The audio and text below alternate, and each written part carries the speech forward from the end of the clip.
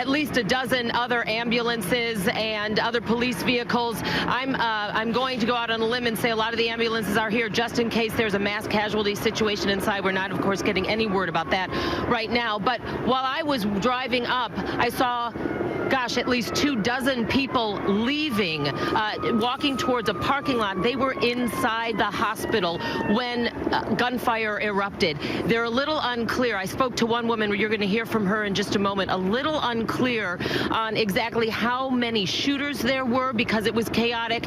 She was in the lobby waiting to go up to the 12th floor when all of this broke out, and suddenly somebody told everybody, get inside the offices. There's a shooting situation. But let's take a listen, if we have that, to what she told me right after she was able to leave Mercy Hospital here just about 5 minutes ago. The offices, and to close the doors and to keep silent everything. So you were like in the lobby? Yes. And was there one shooter or more than one shooter? Oh, we weren't able to see, but I think there were more than one. They were trying to get inside the offices as well. So, and you heard the shots? Yes. How many shots? Tons. And you said there was blood everywhere? In the main entrances. Okay, so you were, and then did the shooting stop? Yes, just a couple minutes ago.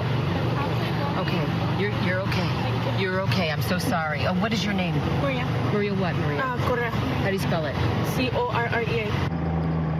Okay, everybody, we are being told by a police officer here to move off of the middle of the intersection, so bear with me here. So Maria was also telling me, you didn't hear all of that interview, but she was telling me that they went inside offices. They were told to hide under the furniture, which they did. She had her little baby with her at the time, too. Obviously very shaken up. But again, we're still trying to determine, as you are, exactly how many shooters there were and if anyone returned fire. You may know more about that than I do at this point. But again, we are being asked to relocate, so we're going to do that right now. Bear with my cameraman as he and I walk across the street. But that's all I'm able to tell you right now. We're going to keep trying to talk to people here as we get acclimated also to what is going on. Rob and Erica. Dana, good work out there. You're now looking at a picture from Chopper 2 above the scene that Dana was just describing right there, and very frightening as they try to get their arms around what's happened here. So we know at least one possible offender has been shot. We don't know the condition of that person, and we do not know exactly how many victims there are here at Mercy Hospital on the south side of Chicago as we continue to cover this breaking news story that started maybe about half an hour ago. Yes, and right now, from this view from Chopper 2, you can see many ambulances right there in the front bay. We were seeing officers walking towards the hospital, which falls in line with what the CPD is actually saying on their tweets right now, that they're going through a methodical search of Mercy Hospital. And we heard from Dana's witness, they're very chilling, talking about how they had to hide under furniture when all of this was starting to unfold. And thankfully that family got out. But so many more, of course, are on the scene there. So we're waiting to hear the status of whether there is still an active shooter and how many could potentially be injured. Yeah, and we have some more video right now and sound from another witness. Let's take a look at that. One, but they're saying two, and then one officer shot inside the hospital. That's all I know. And you're safe. How far would you say you were from this? At least a couple feet. Oh? Like we got the emergency room right there, and right where that white van is. That's where we were. So it's like maybe half of, what's wrong? Like 25 feet. So were you outside the hospital or inside? Inside. You were inside. Looking out the window, watching him. So the shooting happened outside? Yeah, shooting happened outside. Then he made his way inside the hospital. And I think they're looking for him still. I'm not sure. Yeah. And I know we just talked about it, but we're live now. Can you walk me through what you saw as you were in the hospital? Sitting down and going about our business, waiting for our results, and then I heard shots fired. I turn around to my right, and I see a man shooting someone on the ground, and then shot him multiple times. And then almost immediately, an officer was already coming in their SUV, and he changed fire at them, and then reloaded, shot the person on the ground again, and then he made his way inside the hospital. More shots were fired. So how many people did you see shot? I heard at least two, and then I heard on the radio that an officer was shot as well. And you said you saw him.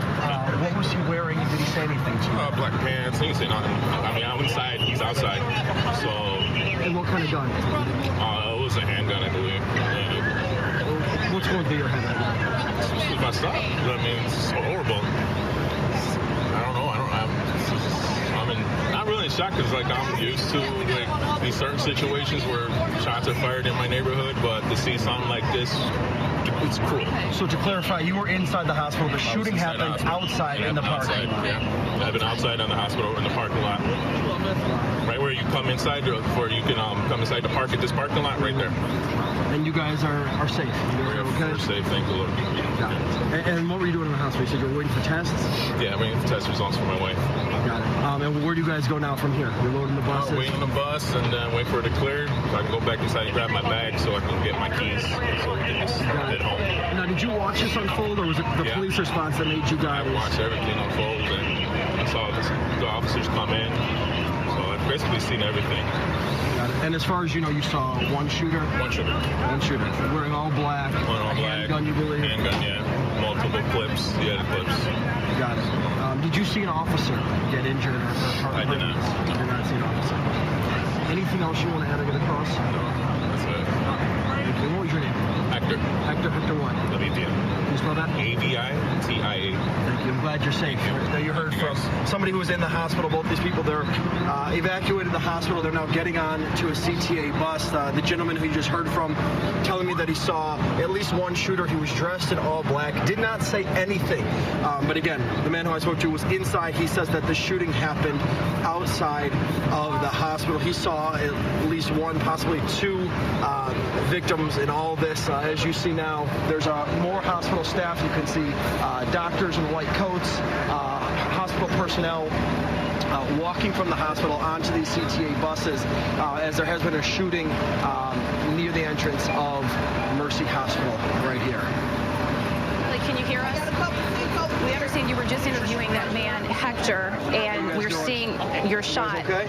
It sounds like he's trying to talk to other passengers, or excuse me, members, employees of the hospital there. Okay?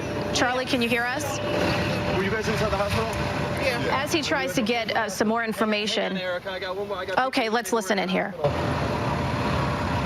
I was waiting for my doctor's appointment, and then they told us to go back in the room and lock the doors, and we just heard several gunshots. And where were you in the hospital? I was inside of my doctor's office. Yes. And you saw what? Walk me through that.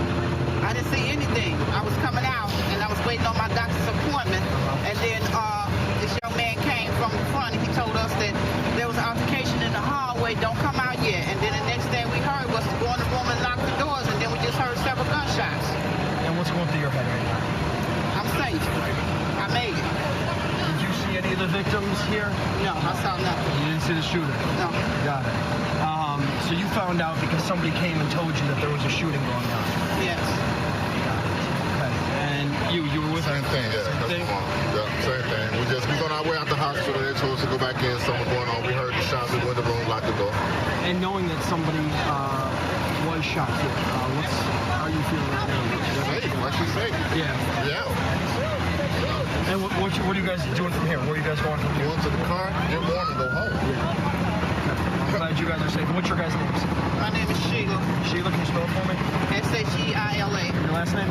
Triplet. T-R-I-P-L-E-T-T. Train triplet. Okay. Can you spell it? T-R-E-N triplet. So you're listening to an interview Charlie DeMar is conducting with witnesses who were inside the hospital at the time. And what's confusing still is that one person has said it happened right outside the hospital. One person said it's happening in the hallway. So as we get information here at 3:59 in the afternoon, we're getting the best information we can get. We're trying to air only the things that we know that are confirmed, that are real. And right now it's still a little bit confusing as to what's going on. But we knew at least one offender has been shot.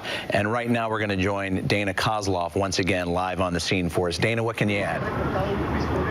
Rob, I can elaborate a little bit on the confusion. Of course, nothing has been confirmed yet. In fact, Deputy District Chief for the Fire Department just arrived and walked by, and I said, can you tell us anything? He said, not yet. As you can see, the response here outside Mercy Hospital is growing by the minute. More and more police cars, more and more fire trucks arriving. But let me go back to the confusion between whether this happened inside or outside. The woman I spoke with a short time ago who was in the waiting room in the hospital when all of this broke out, said that she believes, and again, nothing is confirmed yet, she believes the shooting started outside the hospital, and then she believes, she's not sure, that it continued then inside the hospital. Because if you remember, she said, and I hate to be graphic here, she said there was blood inside the lobby. So yes, it is something we are certainly trying to work out here. Of course, though, you know, this is an ongoing and escalating situation in terms of the response,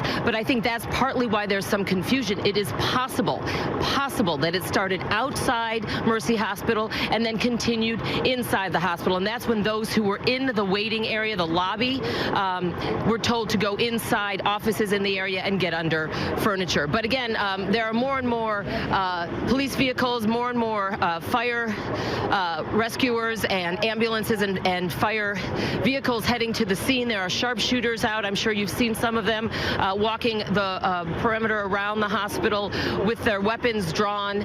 Everybody, though, still trying to assess exactly what's happening. I don't know if Scott's able to move with me, but I will show you, kind of give you an idea of the response here. So bear with us as we move the camera and we walk out into a street.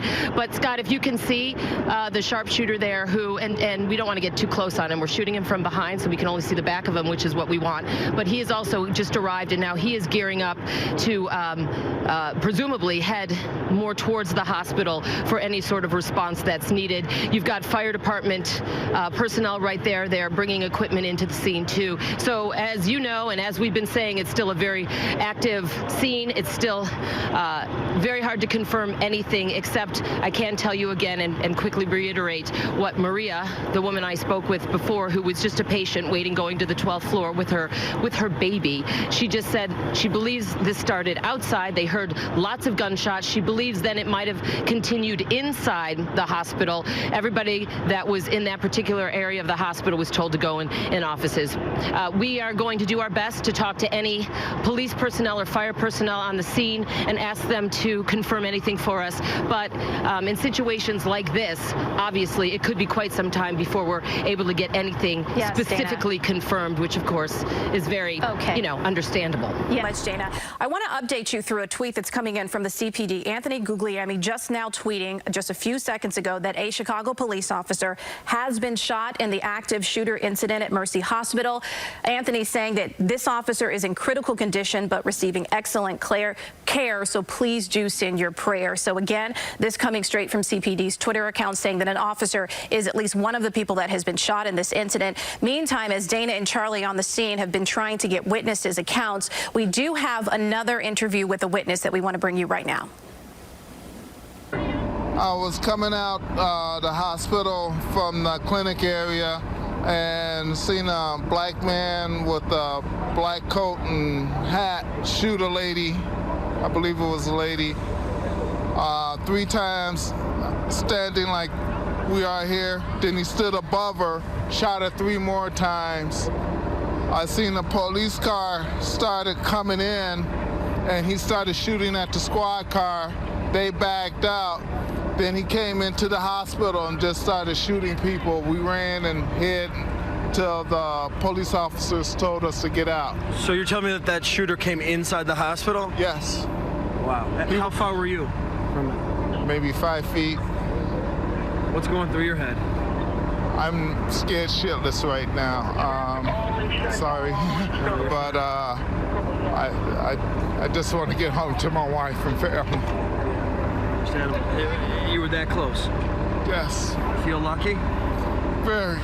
So you're listening to Charlie DeMar's interview with one of the witnesses who was 5 feet away, and we apologize for the profanity on the air. This is a very fluid situation and happening as we speak. We're trying to get the best information and the most updated information from the people who are on the scene, from the authorities, as we mentioned a little bit earlier, this shot here from Chopper 2. But all this information is being gathered right now, and again, we apologize for that, but we know that at least one offender has been shot. We know a police officer is in critical critical condition right now, and a lot of the doctors and patients, people that should be working and treating people at the hospital, have been moved out, some of them getting on buses and heading on out, which is a very surreal scene to see as we pull back now and take a look along the expressway. Yes, and the CTA buses are those that have been lined up outside, getting the patients, much of the emergency personnel onto those buses as the first responders move in to try and neutralize the situation if they can.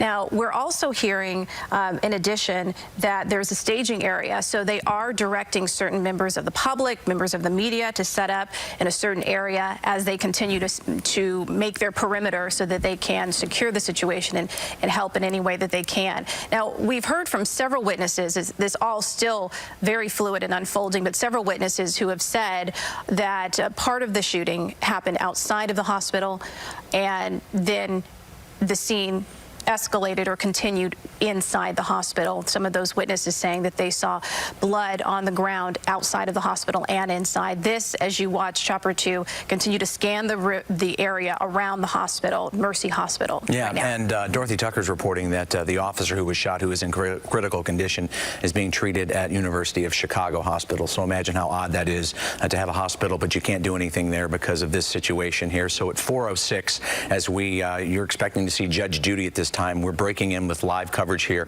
on CBS 2 of the shooting at Mercy Hospital, and we have gotten some really interesting comments and some feedback from witnesses who were on the scene.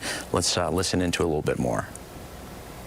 Eventually, I got a bunch of people running out, and so figured out there was an active shooter. There was, instructions given.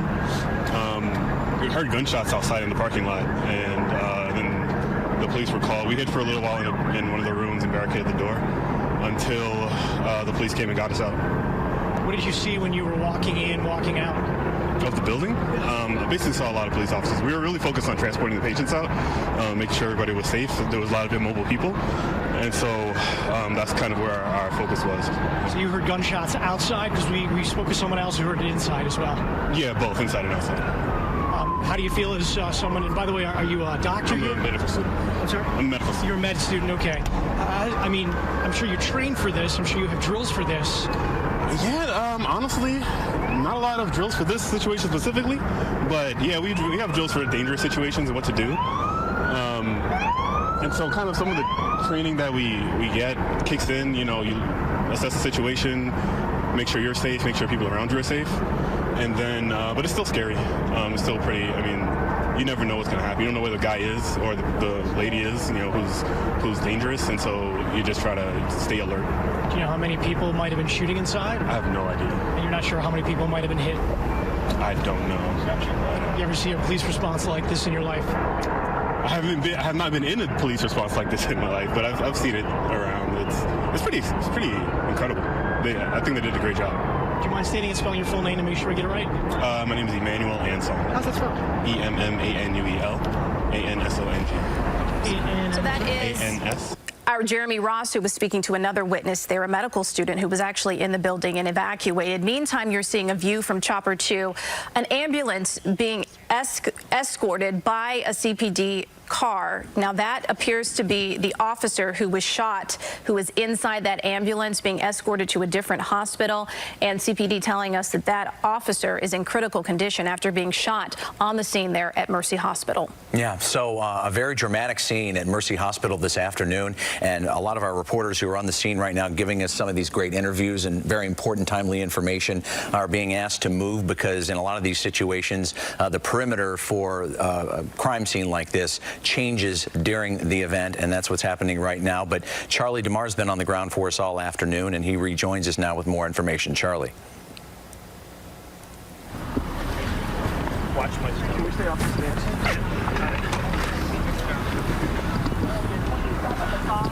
Hey guys, and we are hearing now from somebody who was inside.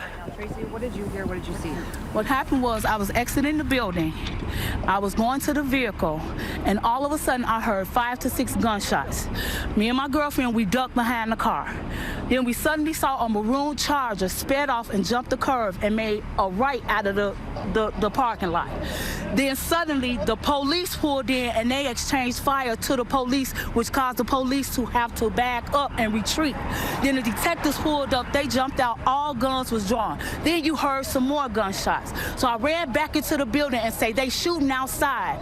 Next thing you know, we get Kozlov called over the intercom. That means lock yourself where you are. So we locked ourselves in the utility room, and then we heard Code Blue twice. Code Blue was announced twice, 5 minutes apart, which means somebody done died or 2 people done died. Then we heard Kozlov for the family center, which is that door right there. So they had to run in and retreat. How you know it was 2 shooters? Because it was an exchange. It was like pow, pow, pow, pow, pow, pow, pow, pow, pow, pow, pow. It was extreme and it was very loud and it was close. So this is what happened. I don't know after that. SWAT came and got us out the utility room and made us walk across the street. The people in the Charger were shooting at another group of people that I think the people that was in the Charger was shot at. Oh. And they was retreating. By another shooter or by police? By another shooter. No, the police wasn't even here yet. The police was not here yet. When the other shots started going off, the police pulled in and they started firing at the police, which caused the police to have to go in reverse and get out of gunfire. What made you go back into that building? Because the shots was coming so strong, so closely. I thought I was gonna be hit by a bullet. I just got radiation. I can't hardly breathe. The corner, this is not a secure area. I need you guys on the... As you can hear, we are being moved over by police here to the corner to 26th and Michigan, where we were before over by those buses. They have now cleared out. One of the officers here has told us that they have to start the witness process, start interviewing people. So we are all being moved, as you can see, to the corner here. But you just heard from this woman, and I'd like to keep talking to her now. So after you went in, where did you go after that? I went into the Mercy Cancer Center, and I let the receptionist and the nurse know that they're shooting outside. So we ran into the utility room and locked ourselves in. They start yelling, cold silver, cold silver. That means the person is in the building. You need to lock yourself in where you are. So you knew something was wrong? I knew. I was in the gunfire. I had to duck down. The police had their guns drawn. The detectives had their guns drawn. So you could tell it was an exchange. It was more than one shooter. So then while we in there, they called Code Blue twice. So that means somebody even died. We're being moved again. I do appreciate it. Glad to be reunited with loved ones, friends. She work here as well. I've been battling cancer for over 4 years, so I come here on a regular basis. Do you work at the hospital or you're a patient here? I'm a patient here. Got it. And I just received radiation treatment. And so when the gunfire started, me and my girlfriend dropped to the ground. And then you see a burgundy Charger jump the curb and make a right. That driving erratically. Is she one of the staff that you see when you get treatment? No, she works here. Keep moving. All right. I do apologize. We got to break up that interview. We are being moved once again by Chicago police. They're moving now all media to the southwest side of 26th and Michigan. If you take a look now here, you can still see just a huge police presence here. Again, we're being moved. Again, they're being pretty emphatic about it. Hang on, excuse us.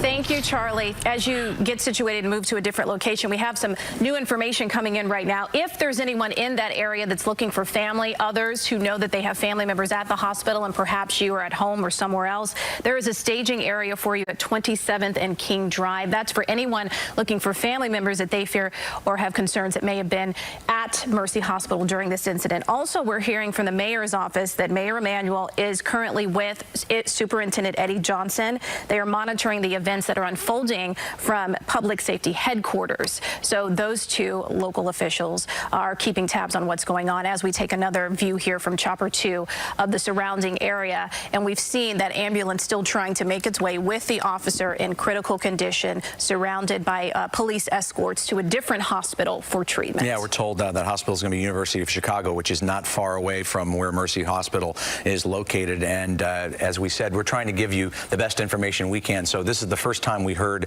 so far of another shooter that wasn't a police officer. So apparently, according to the last witness, there was a shooter, there was another shooter, and then the police came on scene. And so we're trying to harness as best we can all of this information, and the witnesses are helping us do exactly that. Let's listen to one more.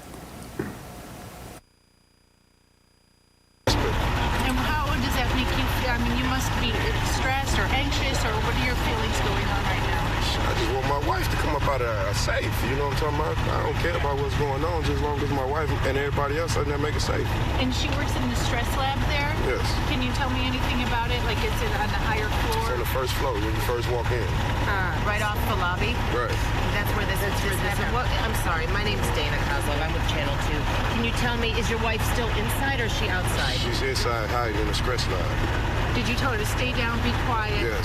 Okay. And are there other people with her, did she say? It's a whole building full of employees there. No, a lot of them have come out. No, she's in there by herself. Okay. And I tried to get one of the officers to go in there and get her, but he told me that they can't go in. It's all locked down now. So what did she tell you about what she heard, she saw? Has she been able to communicate with you guys? I told her to don't really say much because she didn't know where the shooter was at or nothing like that, so I wanted her to be quiet and just stay on the phone with me. So she didn't really see much or hear much. She just heard the shots, and I told her to hide afterwards. One of the other people that was inside said they were told, get in offices like where your wife is, get under the furniture. Did she hear that too? I'm not sure.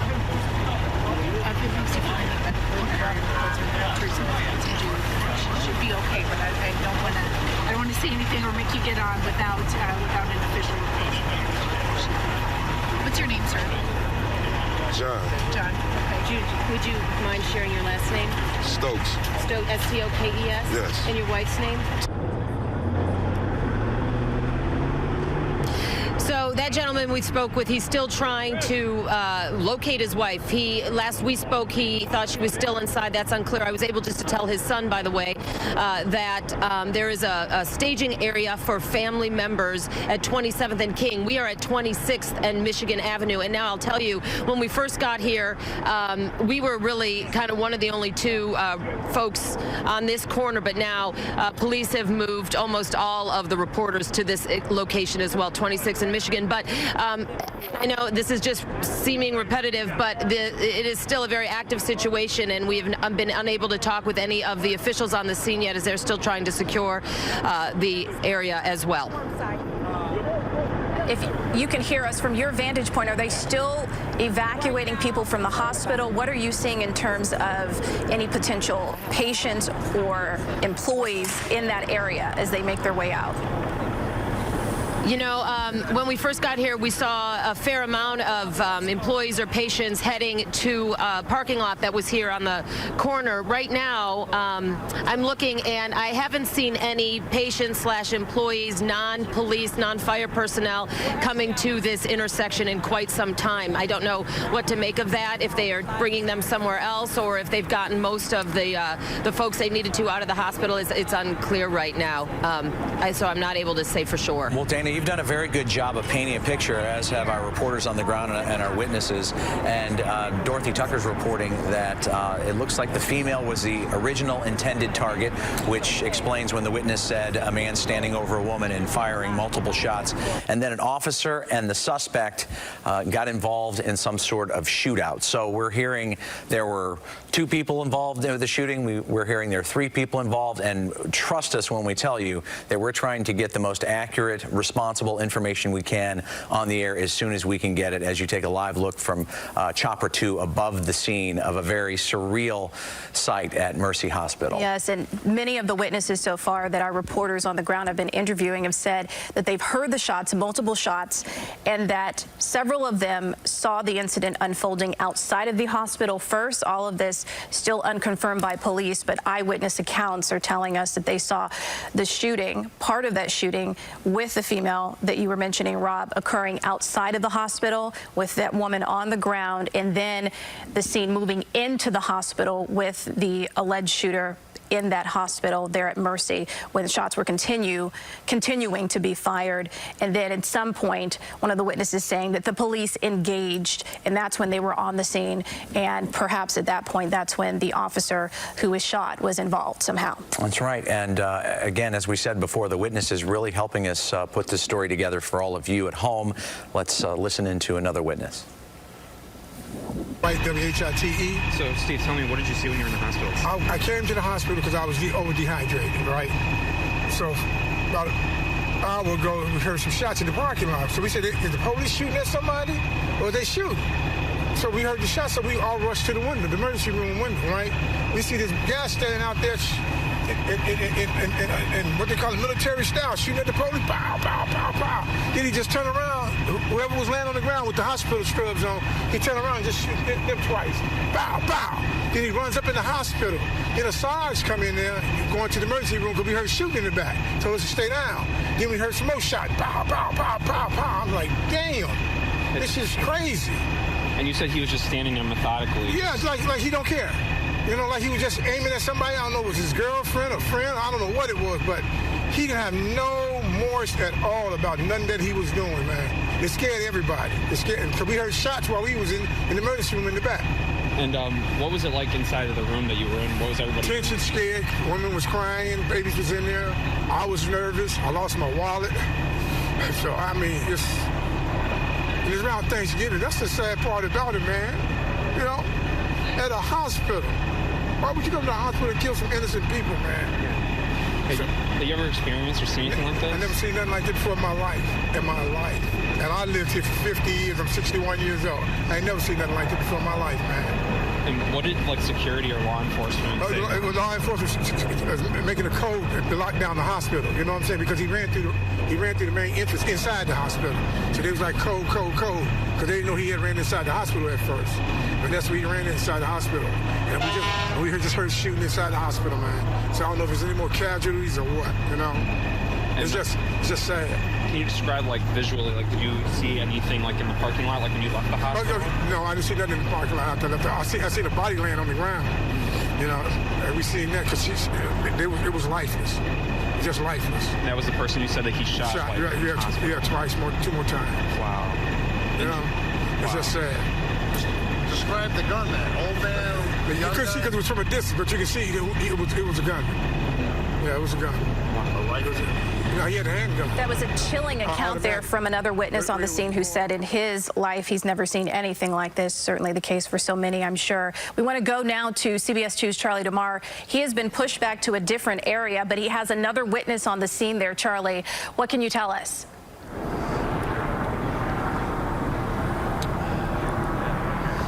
And yeah, we just caught up with Vicky. She was inside the hospital. She actually works inside the hospital. No, I work in this building. You work in this building, across from the hospital. You heard those shots. Walk me through what you heard, what you saw. I heard 5 shots, and I asked my co-worker, were those gunshots? And she said, yeah. I went to my window, and I could see there were a couple of police cars in the street, and someone was shooting at them. That's what it looked like. And someone ran back in the building. I don't know if that was the gunman or who that was, but after that, the shots kept coming. And the next thing I know, there were several police cars coming in from everywhere. Still more shots, a couple of more shots. But after that, it was just crazy. Just police cars coming from everywhere. And what were you doing at that time? Just standing there watching. I was in my office working and just standing there watching. Stunned? Or what was one thing I was stunned because this has never happened over here. Yeah. I mean, you know, and I don't know what happened. I don't know what set that off, but yeah, I was stunned. I was pretty stunned. And were you evacuated from the building? Did you just leave the building? How did that work? No, we weren't evacuated. Okay. Our building is okay. We have access to the other side of the street to get out, but no, we started. We saw the other workers, people coming out of the hospital after a while. Mm-hmm. Basically, they were coming out.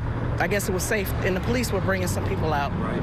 And you heard those shots. You heard that exchange of fire, knowing that it happened, at the campus across the street. What kind of emotions does that bring to you? Well, it's sad. You know, I don't know if that was a purpose shooting, but regardless whether it was purpose or not, it's sad because you can't go to the hospital, you can't go to school, you can't go to church, you can't go to the grocery store, you cannot go anywhere, and it's all over, not just in Chicago, it's all over the country. So it's just sad because you never know. You just never know when you walk into a place if you're going to come out alive. Thank you. I'm glad you're okay. Thank you for sharing that with me.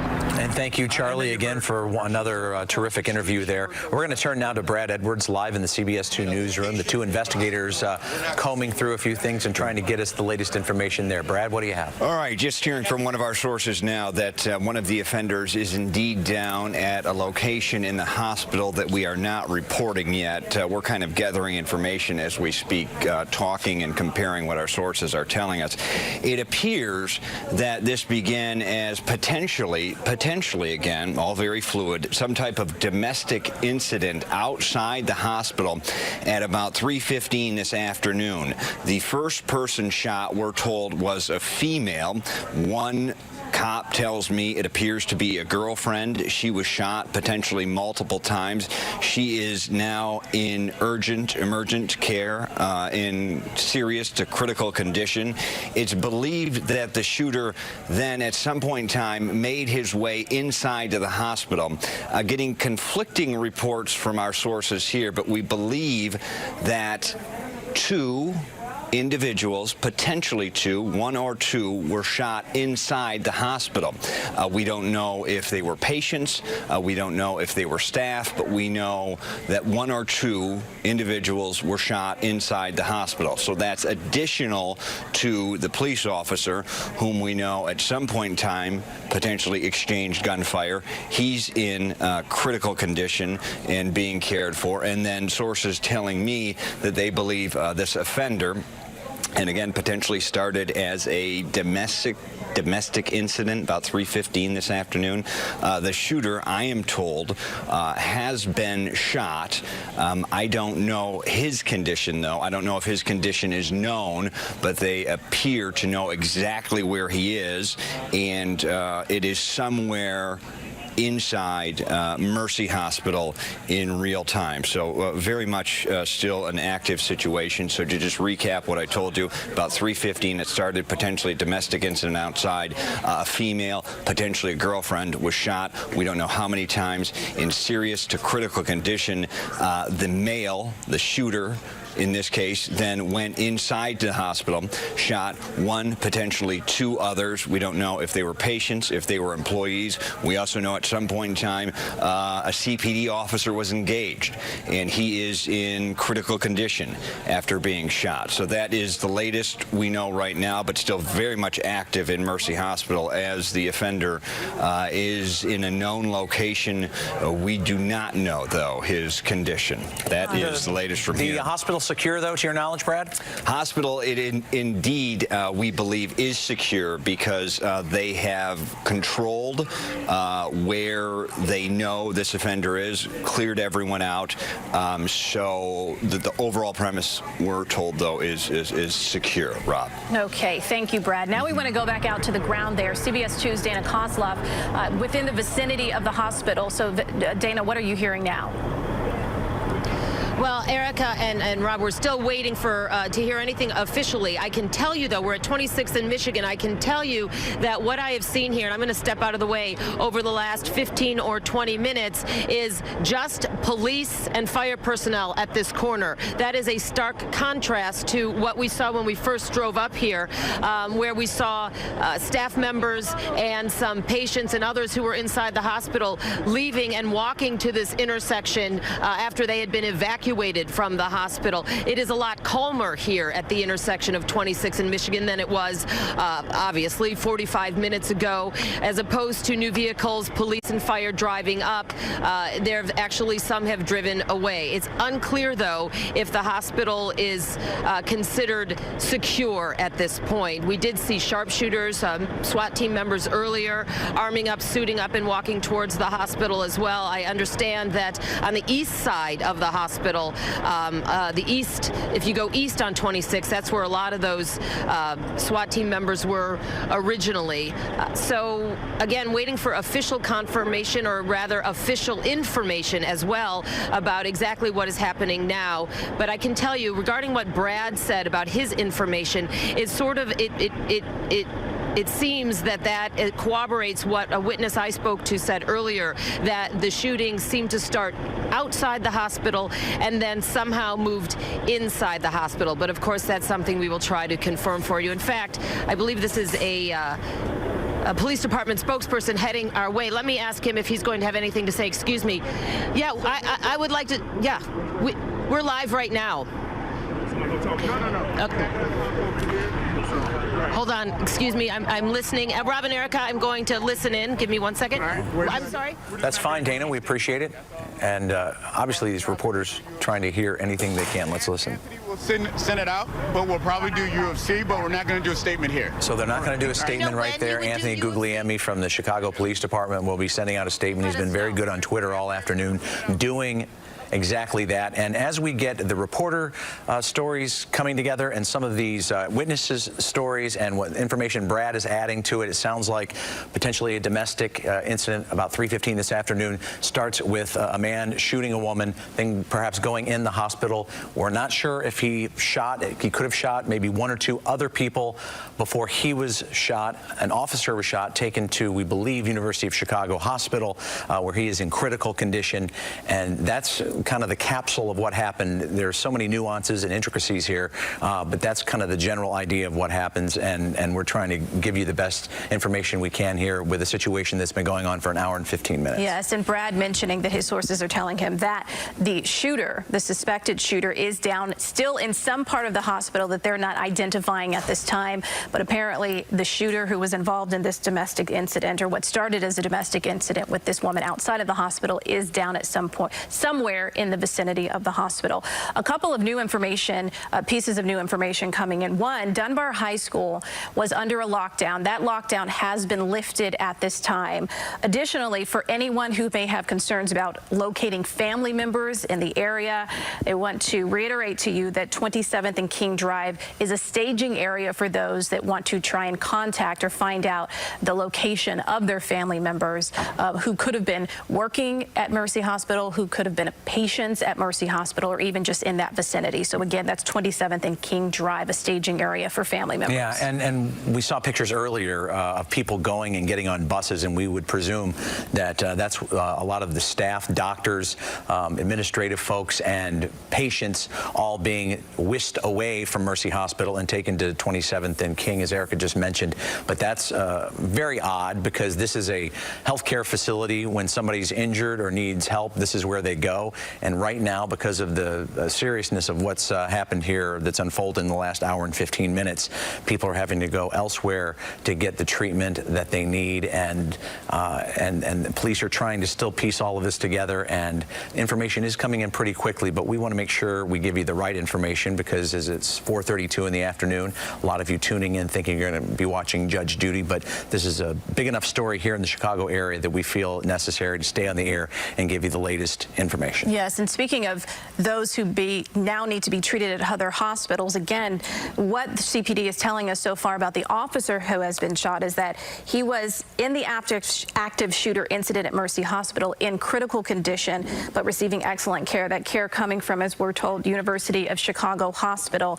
And the CPD leader there, Superintendent Eddie Johnson, has been in communication with Mayor Rahm Emanuel. They are at a different location, as last we heard, a public safety headquarters, where they are monitoring the events as they still unfold. You see here at Chopper 2 outside of Mercy Hospital. Yeah, let's go back to Dana Kozlov. She's been on the ground getting us some pretty good information. Anything you can add to that, Dana? Well, Rob and Erica, all I can tell you right now regarding people inside the hospital, I spoke with the gentleman earlier, Mr. Stokes, whose wife works in the stress lab inside Mercy Hospital. She is hiding under a table or some piece of furniture, and she's been on the phone with her husband now for the past half hour, 40 minutes, and she is by herself in the stress lab, and she's still inside, and she is terrified right now. He's trying to tell her that police are telling him that they're trying to secure everything, happening, but she is still inside. So that indicates there may be, of course, others still inside who aren't sure if it's safe to leave the hospital or not. So there's, I'm going to assume there's a lot of family members still trying to get in touch with folks who might still be in that hospital, unsure of exactly what they're supposed to do. Thank you for that report. Now we want to go to one of our investigators, Dorothy Tucker, who is in the newsroom now with more information. What are you hearing from your sources, Dorothy? Well, you know, I can echo exactly what Dana is saying. My sources are telling me that this is still a very active scene because there are numerous patients and employees who are still inside that hospital. They're hiding everywhere. The ones in the pharmacy we know were released, but those people who are still hiding, as Dana said, all over the place, they're calling 911, they're calling their families. They don't know what's going on, and they are afraid. My sources are describing this as a very crazy situation. They say the police are going through all the floors, trying to let people know and find people. But as you might imagine, if somebody knocks on the door, if you're inside hiding, you're not necessarily going to open that door. So they're relying on those family members who are telling people it is okay to come out now, or at least telling them what's going on.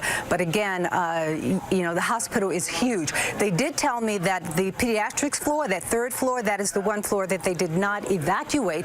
So, we're talking nurses who are up there and stuff, probably, I'm sure, very nervous, very afraid. This is a situation where if someone is calling you, probably the best thing you can do is to comfort them and tell them to stay where they are, I imagine, until the police come, until they know for sure that is a police officer at that door. Dorothy, thank you. You're taking a live look from Chopper 2 right there of Dunbar High School. We did mention they were on a lockdown because of their proximity to Mercy Hospital. That lockdown obviously has been lifted because the information Brad gave us moments ago was that the hospital is secure now. They know exactly where the offender is in the hospital who has been wounded. We don't know the extent of that injury, but that's the very latest, and that's the picture you're looking at from Chopper 2 right now. Now we want to go back to Charlie DeMar. He is on the ground there. It looks like he has an interview going on right now. Let's listen in. Any patient, any visitor that came into the hospital today. And Clarence, I know we just spoke about it, but can you just recap where you were and what your actions were from that point on? Well, the location was undisclosed, but at the same time, I was just trying to find shelter for those patients. So you were watching those patients. You heard the code silver. Yes, of course. Walk me through that. What does that mean? It's we're an active shooter. And what is your training in that situation? Kind of what do you do from that? I'm not security, right? But I do wear a tag, and it has all the codes on it, which all employees should have. So if you follow this one tag, then everything should be all right. So I'm cold. I'm sorry. What's the first thing you did when you heard that, though? I took the patients to safety. That's the best thing to do. I couldn't leave them because they were, disabled. It was just tough. I would rather put myself in harm's way than to let them get hurt. What did you hear? Where were you in the hospital when this happened? I work in the ER, in the emergency room. Where the shooting took place? I have no idea, sir. Did you hear shots? No. Did you hear shots? Yes, I heard shots. How many do you think? It's hard to say. What was the ER like at that time? Oh, chaos. Chaos. Chaos. You ever seen a zebra get loose in a zoo? That's what it was like. But you were more concerned about your patients. That's correct. Than yourself. That's correct. How many patients did you try to get out yourself? I had 4 with me. 4. And what happened to them? Where'd they go? Wheelchair. One was in a wheelchair, and I got him out, came back and got the other guy, put him in a car. Patient, I don't even know this patient's name. He let me put that other patient in his car, and then the other guy, he came out. Police got everybody else to safety. So. And what's the hospital told you? What are you supposed to do? You're supposed to wait this out until you go back in? I have no idea. While you were doing all that, what were you thinking? There is a God. That's it. Had you guys trained for this kind of scenario inside the hospital? Tell us if you've done that before. Well, we have techniques and stuff that we go over. Everybody should be smart enough. We've seen it across the world. The many shootings that's happening. So, I mean, it's really nothing that can prepare you for this. But situations like this. Have you had tell us one more time. Active shooter drills? Repeat that again? Have you had active shooter drills? I haven't been a part of nothing like that. Maybe security have, but you know, it's just natural instinct kicked in today. That's it. That's all. God intervened. We was able to get everybody out safe, and that's about all I had to say. All right, I'm Cole. I'm gonna go meet my wife. One more time, because we're live on ABC 7 right now. Take us from the beginning, your account of what you experienced, where you were when the shots began. I was in the ER. We was told that something happened terrible outside, and our first goal was to start getting patients out of the rooms. And I grabbed who I could, took them to safety, and locked them in. And that's when I just heard, you know, the noise from behind the doors and everything. You locked people in. Describe the effort to try to just protect people. I mean, it was a scary situation to bringing them out because CPD was doing their job, and you don't know if the active shooter was down the hall or not. And you know, but you had to put the blinders on and just keep moving forward, and that's what I did. And where is the ER in relation to where those gunshots were fired? I don't know where the shots were fired, so I don't know. All I heard was noise. And there was chaos. I mean, describe the chaos inside that ER at the time. Like I said, let an elephant or a zebra loose in a zoo. I mean, it's going to be a lot of chaos. Everybody's going to run for the gates. Sir, what's your name and what do you do? My name is Clarence Smith. I'm an ER setter. Clarence Smith? Thank you. Yeah. Thank y'all. Clarence Smith. C-L-A-R-E-N-C. Thank you. I'm Cole. Appreciate it. Thank you. All right, we're live once again, and you're listening to yet another witness describe what he saw and how fortunate he felt to get out of there alive tonight, because as you see, Mercy Hospital, it is a mess there right now after a shooting this afternoon and a very large police presence, as you might imagine. Now we want to take you through some video that really lays out the scene as we saw it this afternoon, starting from about 3:30.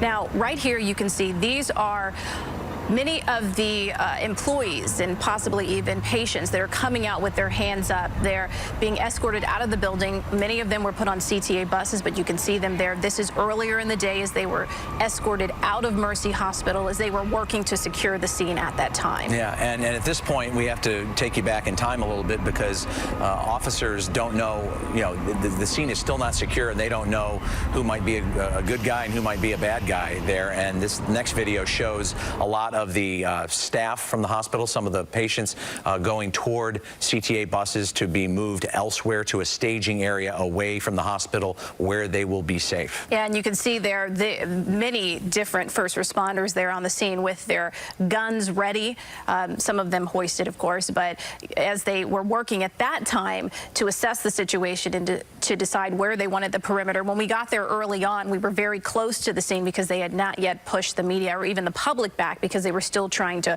work to determine where that threat was. And here you can see some of the fire officials with their gear also walking around the scene at Mercy Hospital. So that's some of the video that we've gotten in the last hour and 15 minutes, and more video from Chopper 2 earlier, now on the ground with the police actively trying to find that shooter, which they ended up doing. That person is now not a threat to the hospital. The hospital is secure, according to Brad Edwards, who told us that just moments ago. And the officer, who is in critical condition, was being taken to another hospital to receive treatment there. Now we want to turn to CBS 2's Jeremy Ross. He is also on the scene on the ground near Mercy Hospital. So, Jeremy, what new information are you learning?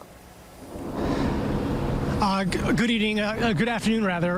We are at 26th and Indiana Avenue here, and we can tell you that firefighters are set up a command center not too far away from where we're at, but from our location you can actually get a good look at the entrance to the emergency area there.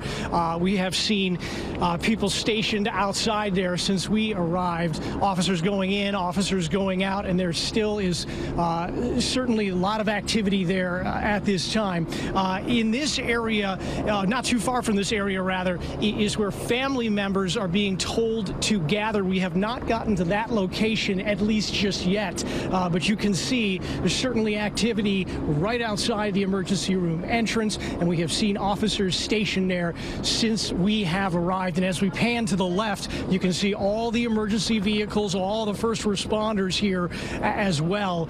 So we are just monitoring the situation, and and we can tell you that there's certainly no change in terms of the amount of people out here, the number of police, the number of first responders. And if we could pan a little to the right just for a moment, it appears that there is additional reinforcements that are coming in at this time.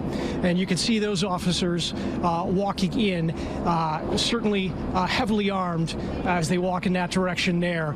So we're going to be standing by, seeing what activity takes place as they cross through that police line, and that is the latest from our location.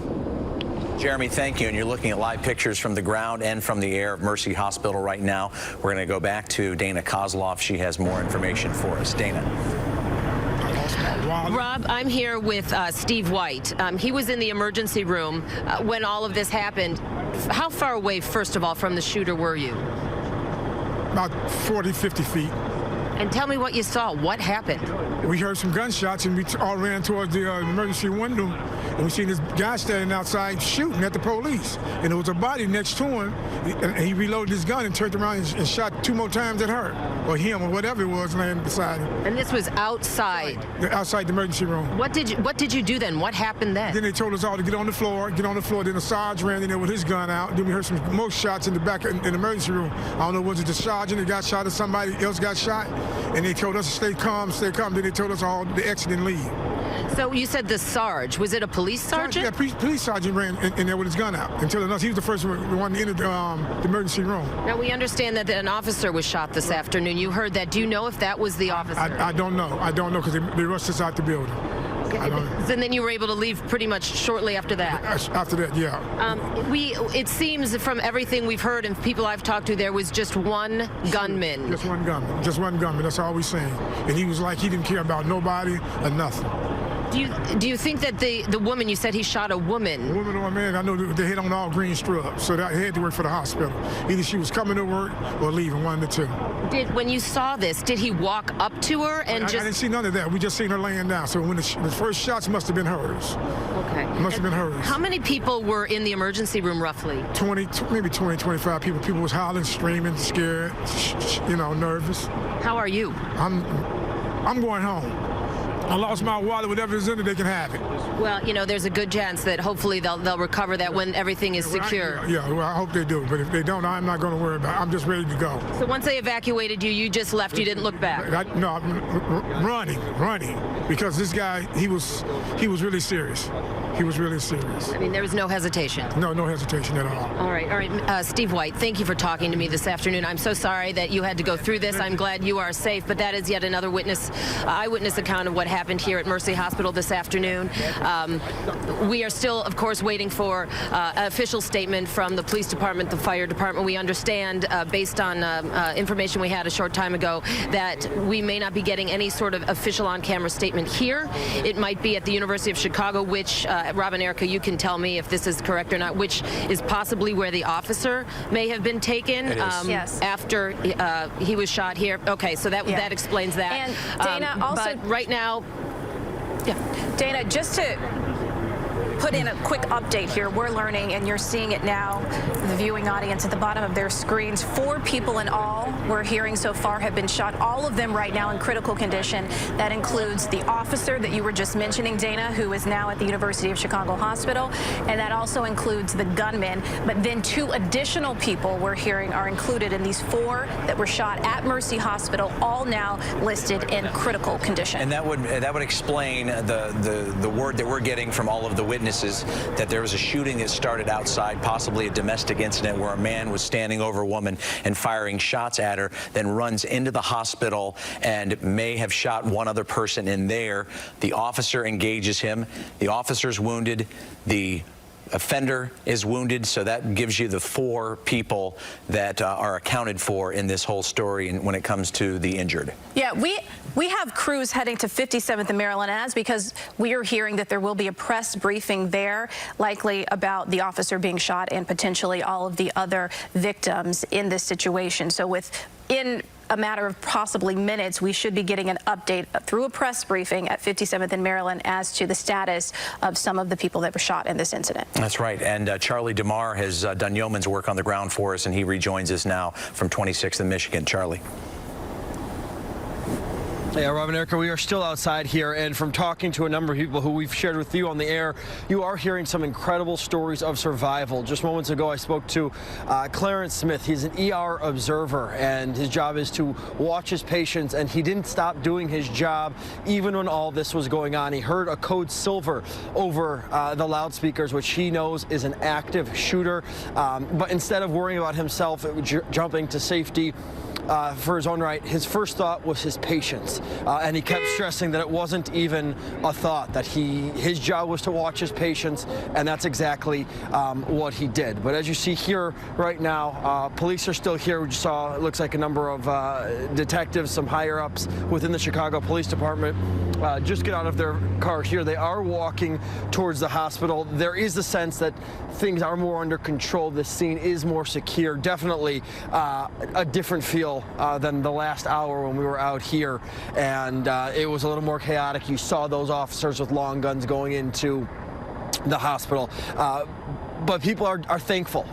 There were a number of people, obviously, who you've heard from, who have heard the shooting, who saw the shooter, and they are just thankful not only to be alive, but to be able to tell their story and be reunited with their loved ones. So we do see more people continuing to trickle out. We, of course, want to hear from them, give them the opportunity, to share their story of survival, because it really is incredible. These people just went to work today, came to the hospital to get treatment, and unfortunately were faced with this shooting of some type. Of course, as Erica mentioned, we are waiting for official word from police, as they are going to hold a press briefing in a little bit, but hoping to catch up with some more people out here, guys.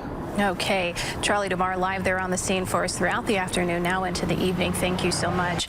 And as we are looking, or as we were listening to Charlie, we're also seeing that live view from Chopper 2 showing, especially now that the sun has set, you can just see the massive amount of police still on the scene. There are so many flashing lights surrounding this hospital as they still work to evacuate where necessary and contain the situation. But we were hearing that from our investigator, Brad Edwards, that the gunman is down. There is no active shooter situation at this point, but still, as you can imagine, with a hospital of this size, what it takes to actually assess each hallway, go through and make sure there are no additional victims, and all of that takes quite a bit of time. Yeah, and you listen to a lot of these witnesses say that they were prepared for other sorts of emergency activity, and they trained for it. But a couple people were asked earlier by some of our reporters.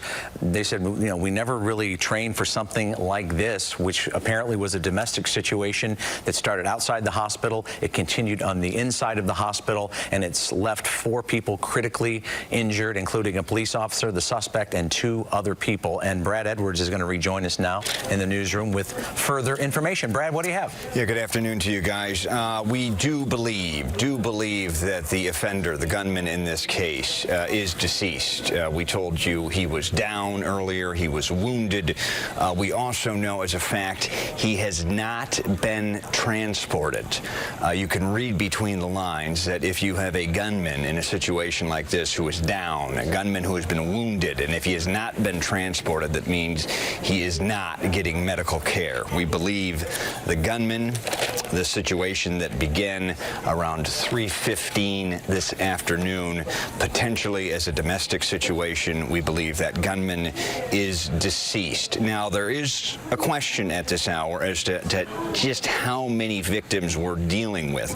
We know we have the gunman who's deceased, and then potentially 3 victims. The officer who is critically wounded in an exchange with gunfire, and we have the first victim, apparently a girlfriend, a female that was shot a number of times in critical condition. She was shot outside there in the parking lot at Mercy Hospital. Then there's still a question as to whether or not there were 1 or 2 potential gunshot wound victims inside Mercy Hospital. We don't know if they're patients, we don't know if they're workers, but still trying to clarify as I talk with multiple sources. They're throwing out different numbers, and you got to realize it's very early, it's very fluid. People are hearing different things. Of course, we hear a lot of our eyewitnesses. They were speculating on whether or not there were 1 or 2 gunmen. We know at this hour there was indeed 1 gunman. So we're hearing a discrepancy of numbers, just how many victims there were, 4 or 5. We will iron that out as we move forward. We know to be sure there are 4 at this hour. Also told by investigator Dave Savini that 3 more warming buses have been dispatched to Mercy Hospital to potentially house as many as 75 more individuals. Basically, everyone is being held there. All of them are being sequestered. Anyone who may have seen something, heard something, or saw the immediate aftermath is being asked to stay, and they've also en masse dispatched dozens of detectives to speak to presumably dozens, if not hundreds, of eyewitnesses and ear witnesses down there. 3 more buses on the way to house 75 people still waiting to get a little shelter there, waiting to be interviewed by detectives. But again, latest now, we believe the gunman who started this whole incident at Mercy Hospital around 3:15 this afternoon. We knew he was wounded. We knew he was gravely wounded. He has not been transported to any hospital like all the other critically wounded individuals. That tells us he is indeed dead. Back to you guys. Okay, Brad, now you were starting to talk there at the end there, taking us back to about 3:15 when this all started to unfold. If you could walk us through those initial steps again, where the shooter allegedly was outside of the hospital and then this incident then spilled into Mercy Hospital. Yeah, and there are still some question marks as to what exactly went down, who engaged, who when, but it's believed, the early narrative appears to be about 3:15, gunman is there with a female. Girlfriend, unsure, but he's there with a female. Words are exchanged from what we hear, also from what we hear from witnesses on scene, and that female is shot a number of times, gravely wounded there in the parking lot at Mercy Hospital. It then progresses inside the hospital itself, where we know the gunman then potentially shoots 1 or 2 individuals inside the hospital, later engaging with the officer, and I think you guys have some more information. Yeah, no, that's good. Thanks, Brad. We appreciate the update. You've really pieced the story together well for us. Vince Gerasoli's live at University of Chicago Hospital. That's where we believe the wounded officer was taken for treatment. Vince. Well, we understand that Police Superintendent Eddie Johnson and Mayor Rahm Emanuel are both on their way over here to the hospital at this time. I want to step aside and show you the scene here. There is really several dozen police officers who are standing outside the emergency room here. There are also several dozen police units gathered here as well. As we understand, the officer who was wounded in this incident has been transported to this particular area. Now, there's a staging area that's been set up just on the other side of our cameras, and that's where we are told Superintendent Johnson will be speaking to us. He's driving over to this area even as we speak. Once again, as you have been reporting, this incident began unfolding at about 3:20 this afternoon. We have not exactly confirmed the exact number of people who may have been wounded in this incident, but we do know that the police officer was taken here. This is a level 1 trauma center. This is exactly the mission of the emergency room that is here at the University of Chicago. And you can tell as you take a look around at these officers here, there are many grim faces in the crowd. It's a rather solemn situation and scene here. Many streets in the area are blocked off. This is typically how the police department responds when one of their own, when an officer is down.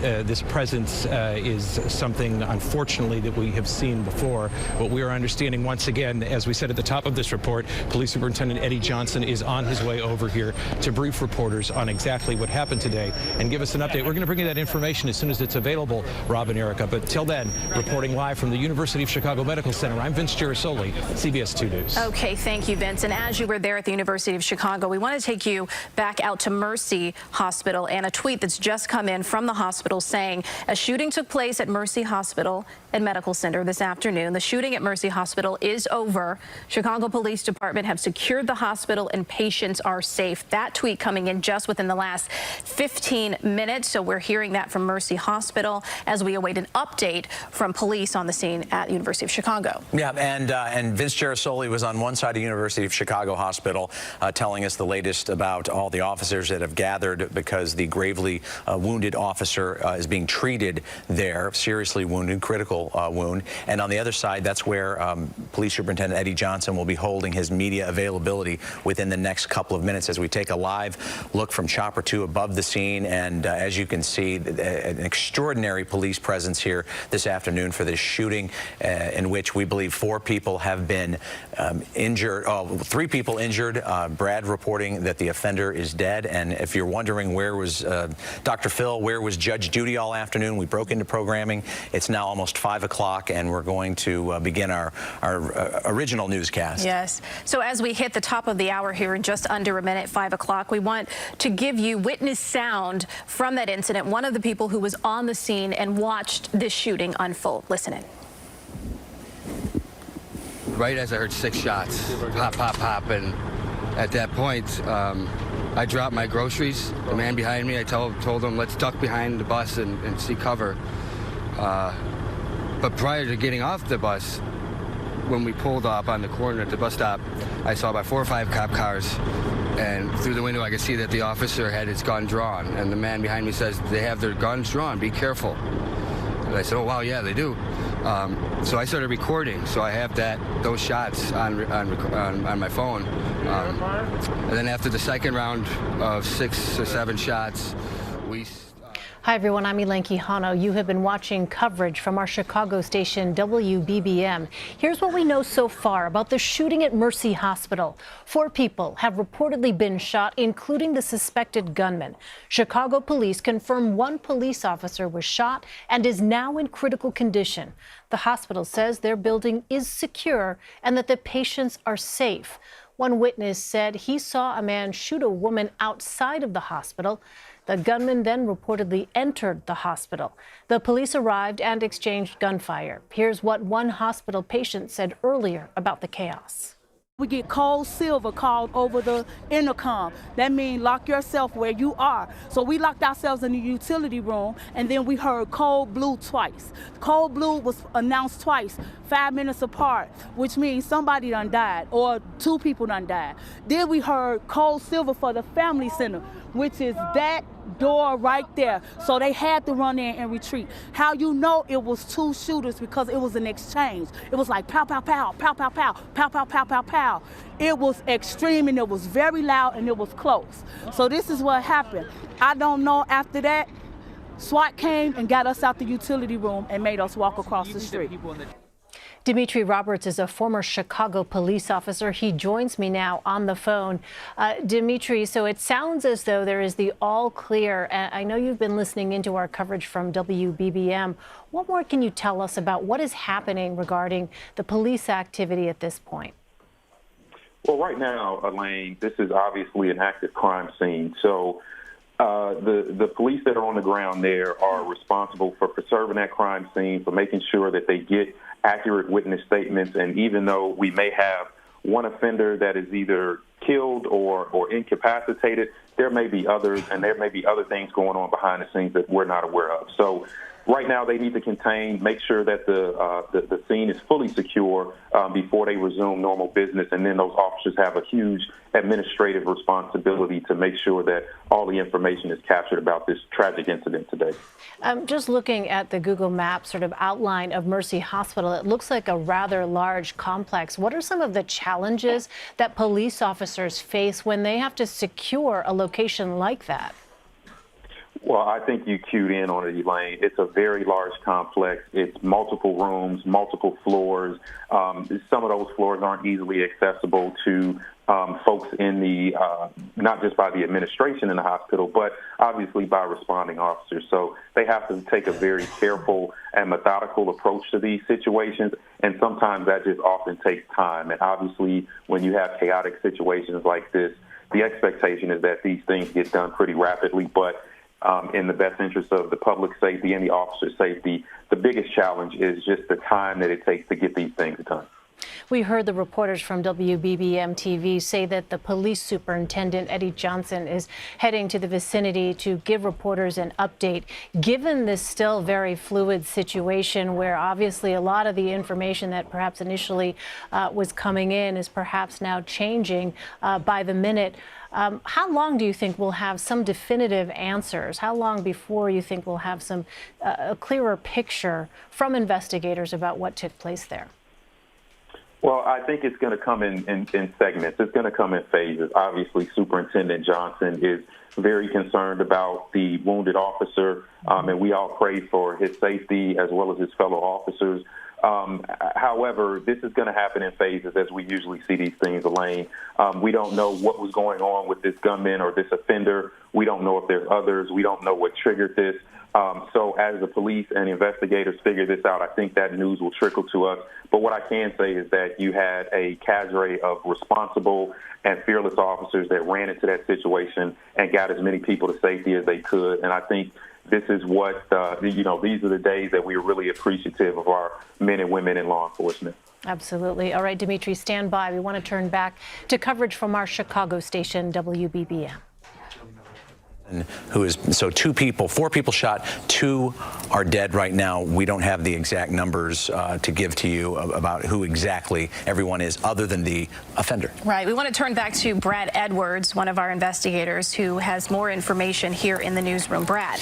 Yeah, just hearing now the press conference. We believe we are going on, 2 hours now almost into this incident. We believe will be officially apprised by the Chicago Police Department at about 5:45. May not happen now for another 40 minutes. Also, Chicago police, as we heard from that last man who was apparently waiting for his wife or some type of relative, potentially still in the hospital, Chicago police are asking employees there that are still unaccounted for or in different parts of this massive complex, stay where you are. They're saying, stay where you are. We will come and get you. They're trying to get a head count to make sure that when they dot all their I's and cross all their T's, that everyone is indeed accounted for. So now we go back to the number of 4 people shot. So the scenario, I'm told, played out like so at about 3:15 this afternoon. The gunman is with a female in the parking lot. Some type of words are exchanged. It's potentially a domestic incident. Girlfriend or whomever the female is gets shot a number of times. Immediately deemed critical condition. Gunman then goes inside the hospital. Early, we thought shot 1, potentially 2 individuals inside the hospital. Don't know if it's an employee, don't know if it's a patient, but now we know it was 1 individual that was shot inside the hospital. Then we knew the gunman took a lot of gunfire, and we know he is deceased, and we know the police officer who took significant gunfire is in critical condition. So if we work with the numbers, we knew early on we have a gunman who's one of the 4. He is dead. We had 2 others in critical condition, and we know one of those is likely the decedent, the second deceased. So we know of, again, 4 victims. 2 are dead. It's hard to qualify, the victim being the shooter, but we know the shooter was one of the 2 dead. So we're waiting to figure out who is the second person that lost their life in this such unfortunate incident. As you can see, that fireworks, a display of sirens, still emergency lights going on here nearly 2 hours into this incident at Mercy Hospital. We'll be the first to report it when we hear anything, guys. We'll send it back to you in the studio. Brad, as a point of clarification, you mentioned earlier that there were 3 additional warming buses that could accompany or accommodate another 75 or so people. And we also heard that there was a staging area at 27th and King, and you were saying the buses are standing idle right there at Mercy Hospital.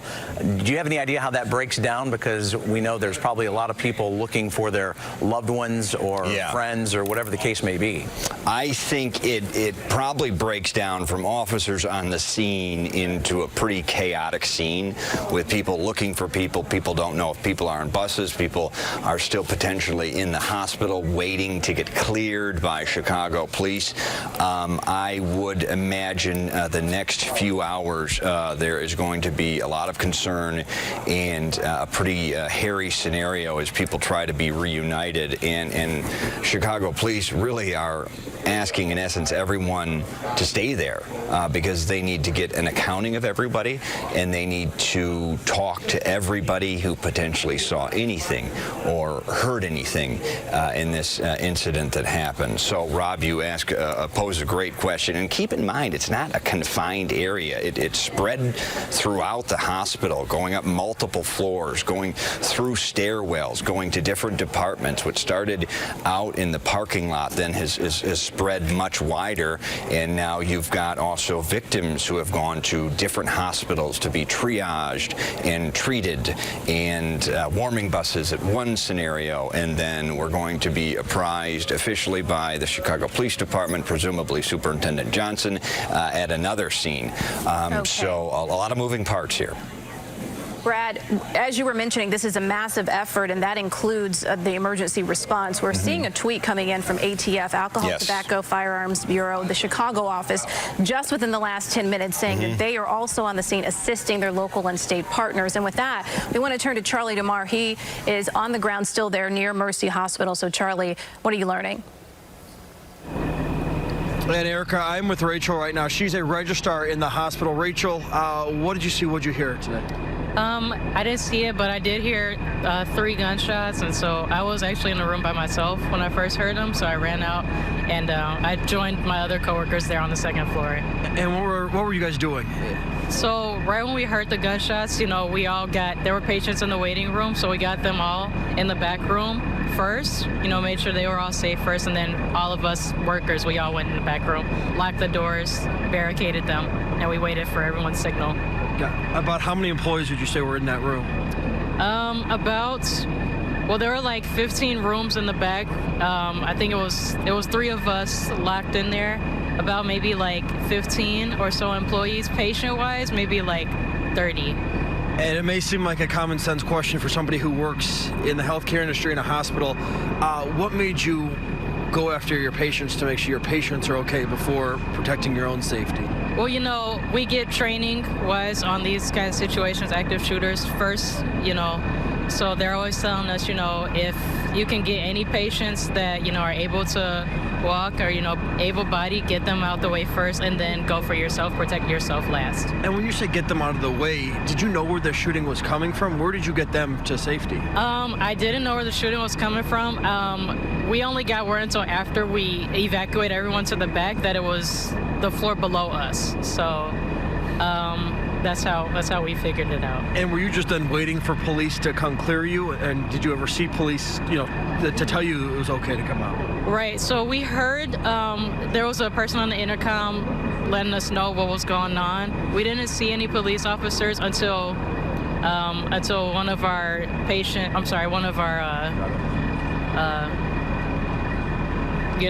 employees let us know. Got it. Well, thank you. So. Thank you for sharing that with me. I'm glad you're okay. And thank you so much. Well, there you go. Another account of somebody who was inside. Rachel, you heard her. She heard those shots. Again, another example of an employee inside that building taking care of her patients before fending for their own safety, Rob and Erica. Yeah, pretty remarkable there, Charlie. And we're learning that the SWAT team is coming out with about 30 employees right now because everyone was in a lockdown mode. You heard that woman just explain what she was up against. And so a lot of people have been hiding since 3:15, since they heard the first shots ring out, and they knew they were supposed to shelter in place, and that's exactly what they did. And now 2 hours later, they're still evacuating the hospital. They're going room to room. They're going floor to floor to make sure that they're getting everybody out and everybody's safe, and then they're taking them to warming buses that have been added along the perimeter there of Mercy Hospital. Yes, now let's go to Dana Kozlov, still on the scene there at Mercy. What are you hearing, Dana? We are at 26 in Michigan, which when we first got here about a little over an hour, 15 minutes ago, this was sort of ground zero. This is where so many of the police officers, SWAT team members, ambulances, fire department personnel arrived. And right as we got here, about 5 minutes or so to 4, we saw the first wave of people who were inside Mercy Hospital when this broke out, heading towards a parking lot, which is near me, terrified, many of them. In fact, I spoke to a woman named Maria who had her baby with her, was waiting in the lobby area when this happened, and she was able to tell me early on what she saw. We were in the lobby. We were going to the 12th floor, and one of the managers just told us to wait because there were some people outside and they were shooting. And out of the sudden, they started screaming to get on inside the offices and to hide and to keep all electronics off and to keep quiet. So they got us in the office, and we were under the desk and all over the floor just waiting. And they locked all the doors, and then we started hearing shots inside the hospital as well. And we just waited there until the police came and told us that we had to evacuate, and they took us out. Where were you hiding? We were in the main lobby, and they took us into offices. So I was under a desk with my baby and my mother-in-law. They took us inside there with other people that were there too. How long were you hiding for? It seems like a lot of time, but it was probably 5 or 10 minutes. So what was going through your head when all this was going on? What was it like for you? Horrible. It's like, I just wish I hadn't had my baby with me. Your baby was with you? Yeah. How was he reacting? Well, I just try to keep him calm, not crying or anything. Maria was saying that she believes, she's one of the first people that was able to at least tell me that she believed the shooting started outside Mercy Hospital and then moved inside the hospital. Obviously, we're still, as we're hearing, people are still coming out of the hospital right now, escorted by SWAT team members or police. Maria and those she was with were some of the lucky few who were able to leave the hospital and get to safety 5-10 minutes after this incident broke out. Officially, though, we are not hearing anything about what is happening right now inside the hospital. That likely to come at a police news conference a little later on. But certainly a lot of folks this afternoon shocked and terrified by what transpired here at Mercy Hospital. Rob and Erica. Okay, good work there, Dana, on the ground. We appreciate that. Now we're going to go to Vince Gerasoli, who is awaiting Superintendent Eddie Johnson's news conference. That should be happening, according to Brad Edwards, within the next half hour or so. Vince. Well, we understand that Superintendent Johnson has arrived here at the University of Chicago Medical Center. We are expecting to hear from him momentarily, sometime at least within the next half hour. This all began unfolding at one hospital, and it all continues, this story, to be told at another hospital. There are dozens of police units outside. Lights are flashing as we speak. Several streets blocked off. Outside of those police units, dozens more police officers. Rather somber scene. They surround the emergency room of the University of Chicago Medical Center emergency department, level 1 trauma center, cut out for something like this. As we know and have been able to report, the shooter is dead in this incident. We know that 3 others were in critical condition, including the officer who was involved in this particular shooting. You've been hearing people just before this report right now telling you what unfolded at Mercy Hospital, telling you how people had to hunker down, how something that's called a code silver was called, how people were evacuated from the hospital on CTA buses at certain points, the sounds that people heard as there was an announcement made inside the hospital for people to hunker down inside their individual offices and even hospital rooms. That was all transpiring just about 25-30 blocks north of here. Here at this location, numbers of police officers, detectives, those in charge of the police department began rushing here. Unfortunately, a scene we have seen repeated sometimes here in Chicago whenever we hear the report that an officer is down. As we've been able to report today, we know that a number of shots were fired outside and inside Mercy Hospital. At one particular point, a number of officers began to approach the shooter, a man who we understand was wearing some sort of black T-shirt or black shirt, and then that shooter, that gunman, began to fire as well back at those officers, and that that's led us to the situation where we are right now, where an officer was taken here in critical condition. We have the police superintendent headed here not only to console those on the police department, but also to help the rest of Chicago know exactly what happened here, to assess the police response and to sort of fill in the blanks, connect the dots about exactly what unfolded at Mercy Hospital. Once again, we believe that Superintendent Johnson is here already, speaking with the other detectives who are here. Numerous police officers, numerous police units are here at the University of Chicago Medical Center, and we expect to get an update from Police Superintendent Johnson sometime within the next 30 minutes. We'll bring you that information as soon as we have it. Until then, reporting live from the University of Chicago Medical Center, I'm Vince Girasoli, CBS 2 News. Okay, thank you, Vince. And as you were inside there waiting for the press briefing, our Megan Hickey is right outside of the University of Chicago Hospital assessing the scene there. Megan. Right, Erica, I'm directly outside. We're across from that emergency room exit where you can see behind me there are dozens of Chicago police officers gathered outside. I tried to get a head count, got to about 60 before people started coming in and out. We actually were originally set up across the entrance on the other side where you had a better look into that waiting room, but we were told that we could not keep our cameras there. An officer told us we had to move, did not give us any reason why. So we are over on the side right now. Again, we are currently waiting for an update from Superintendent Eddie Johnson. Again, sources say 4 people shot. 2 of the 4 are dead, including the gunman. We're going to keep an eye on this situation and get back to you as soon as possible. Live at University of Chicago Medical Center, Megan Hickey, CBS 2. Rob and Erica, back to you. Yeah, we appreciate that update, Megan, and we know that with all the officers gathering there, and Vince pointed it out perfectly, it's a somber scene. We hate to see it here in the city of Chicago or anywhere for that matter, but when one of their own, when one of their brothers or sisters is in peril, they show up in a big way, and they're trying to all be supportive tonight as the superintendent has arrived at University of Chicago Hospital, probably visiting the officer right now or talking to people, the top brass at the police department. And Jeremy Ross is outside University of Chicago Hospital to bring us an update with somebody who knows what's going on. Jeremy.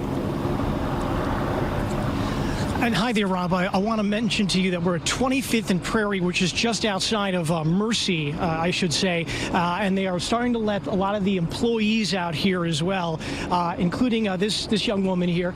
Can you give us an idea of sort of what they were telling you, how long it took you to get out? Oh, yes, absolutely. So I work step up here. Oh, yes, That's sure, okay, absolutely. Yep. I work on the 8th floor Eye Center, and I was trying to get my computer fixed when I heard like a massive shooting. However, I didn't turn around because I was concentrating with my work. So when I did, they were surrounded with police officers all around it. I don't know all the details that happened. I do know that one of the employees did mention that a lady, a patient, possible patient, got shot at the parking lot. So that's all I know. So then the police officers, started to go around the building and evacuating patients and employees. So we were inside in the lobby for a very long time, trying to get a clearance. And that's the thing with a hospital this big, going through floor by floor, making sure that people inside there are innocent folks who have nothing to do with this shooting before they let you out is a massive undertaking. Can you tell us what police talked to you about and how long it took to get out? I didn't talk to the police officers. Usually it was just the patients in the lobby and employees were waiting for clearance to evacuate the building. About how many people just let out there? We saw dozens. How many? At least maybe about 150. 150? Yes. What was the mood as you were leaving? Can you describe sort of what it felt They like? usually recommend for you to be very calm and patient and cooperative and, just looking around your surroundings, making sure that we don't see anybody around. They actually thought that one of the massive shooters could have possibly been inside the building. And of course, they have to safeguard against any potential outcome absolutely. like that, and that's why they had to keep you there, I'm sure, so long. Understanding what happened here, understanding the nature of what's going on here, how do you feel as you leave work?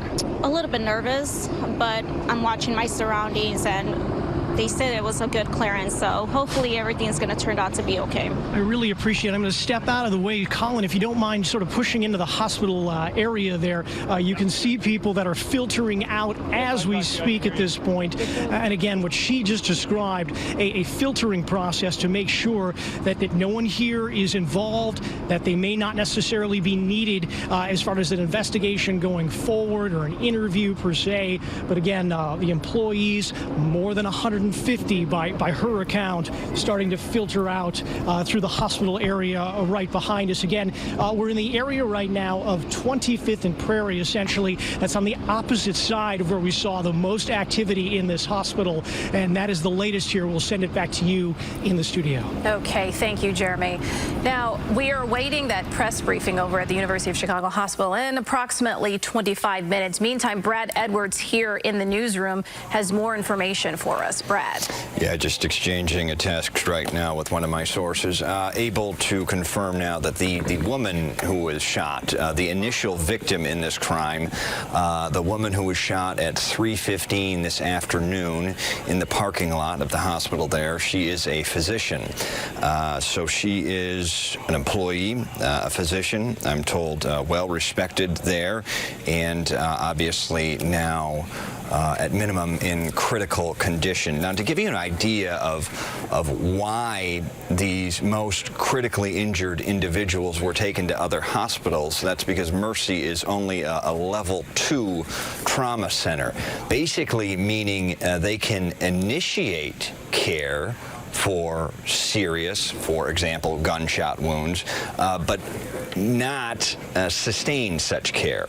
So the officer who was critically wounded and the female physician who was initially critically wounded have been taken to other places because they are level 1 trauma centers like the University of Chicago. That means they can initiate, triage, and then also handle such care for a long period of time. Also, they are staffed appropriately for serious violence and a 24-hour, 7-day-a-week basis. So we also know, in talking with a couple officers, that they are still going room to room in the hospital, Mercy Hospital. It is a nearly 300-bed hospital. It's a dozen plus floors.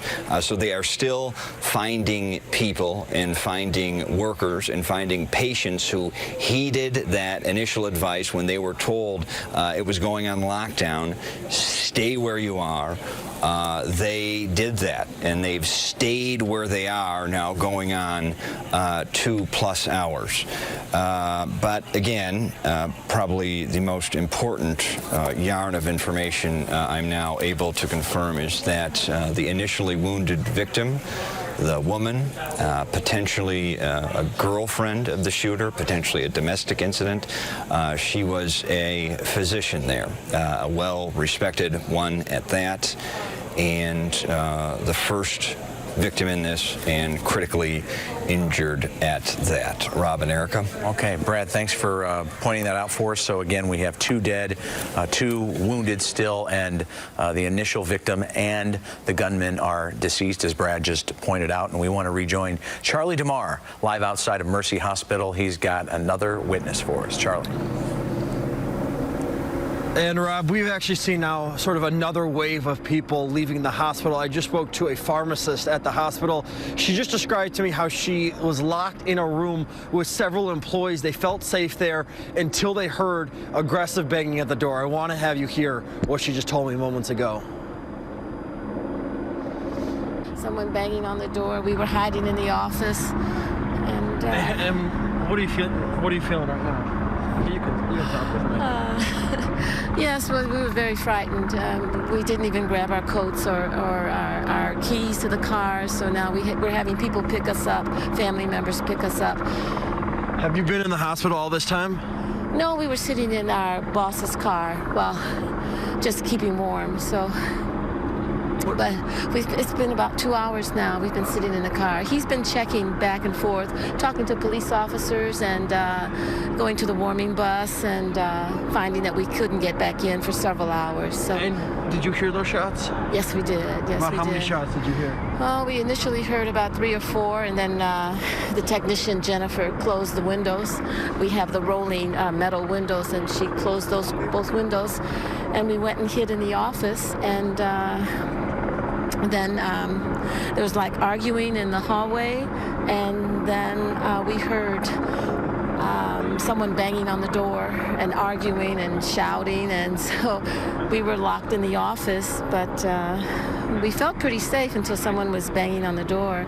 And then all of a sudden the police officers came and they guided us out. I guess the SWAT team guided us out. How thankful were you to see those officers? Oh, well, I was very glad, very glad, very glad, very relieved to see them. And we made it out and sat in the car. And what do you do at the hospital? I'm a pharmacist at the hospital. Yes. And thankfully, we're going home tonight, obviously, to your... Oh, yes, my husband's coming to pick me up now. We have to walk several blocks to where he is because he couldn't get through the barricade. So, yes. And what's your name? My name's Joan. Can you spell it? Joan. And your last name? And there you just heard from Joan Fortune telling me she is so fortunate to walk out of this. Just an amazing story of how she was in one of the rooms in the pharmacy area of the hospital. She huddled with some of her co-workers, locked themselves in a room until members of the police department came and got them. But obviously some very scary moments as they heard that banging at the door. Okay, thank you, Charlie. And as we approach 5:30, we want to let you know that because of this breaking news, this massive situation here in Chicago, we will continue in local coverage through 5:30 into 6 and to 6:30. So the CBS Evening News, we will be on instead of that coming up. That's right, and it's coming up here. Our continuing coverage will continue as from about 3:30 on. And I just want to also point out perhaps a misunderstanding. Brad was talking about one of the physicians that was in there, and she was not shot. We do know that there are 2 people that are dead, including the offender. But if people thought that we were talking about the doctor who was deceased, that was not what was intended. Yeah. So just to recap here, as you mentioned, we've been on since just after 3:15 because that is when this all started to unfold at Mercy Hospital. And we've heard from Brad and we've heard from so many other witnesses on the scene that there were shots fired, many of them saying that it started outside in the front of the hospital on the grounds, and that the gunman then worked his way into the hospital where shots were fired there as well. As you were mentioning, Rob, 2 are confirmed dead at this point, one of them being the gunman, 2 of the victims taken to Northwestern, and the police officer being treated at the University of Chicago. Yeah, we're taking a live look from Chopper 2 outside of Mercy Hospital right now, where this has been going on for 2 hours and 15 minutes now. You're seeing some of the police vehicles, some of the staging vehicles for the police officers as well. We also know there's warming buses for a lot of people had to be transported out, hands up initially, because police wasn't sure who was good and who wasn't good per se. And we also know there's another staging area at 27th and King Drive. So I know people that may have come on the scene looking for their loved one, somebody they were supposed to pick up, whatever the case may be, trying to do that right now. And we're trying to give them the best information so they can do it. Yes, and we are awaiting an official police briefing that will occur at the University of Chicago Hospital. We have our Vince Girasoli inside waiting to hear from the police chief, likely there, Superintendent Eddie Johnson. He is at the hospital, and we're being told that he's having conversations behind the scenes before he makes himself available to the media. Yeah, let's go live to Dana Kozlov. She's been on the ground for us since the very beginning. Dana, what do you have to add? Well, Rob and Erica, I want to show you the scene right now as it looks from 26 in Michigan. Excuse me while I step out of the way. This was ground zero, if you will, one of the first staging areas for not only police officers and first responders, but also for reporters like myself. My cameraman, Scott Placco, is going to zoom in a bit and show you the lights, not in the intersection, but closer to the entrance of Mercy Hospital. We believe that is where this all started about 3:15 this afternoon. A lot of people have been talking about those who are still inside on lockdown, if you will. We did talk to a gentleman earlier whose wife was in the stress lab all by herself. She was by herself for at least an hour. We're not clear if she is out of the lab right now. She was terrified, but as we've been hearing from my colleagues on the ground, and also you've been reporting, people are now making their way out of the hospital, but still an active scene. Still, of course, a lot of investigation to take place here. Still a lot of first responders and police officers here at the intersection of 26th and Michigan, and we hope to learn more when Superintendent Eddie Johnson gives us an update, a briefing very soon. Hey, Dana, thank you.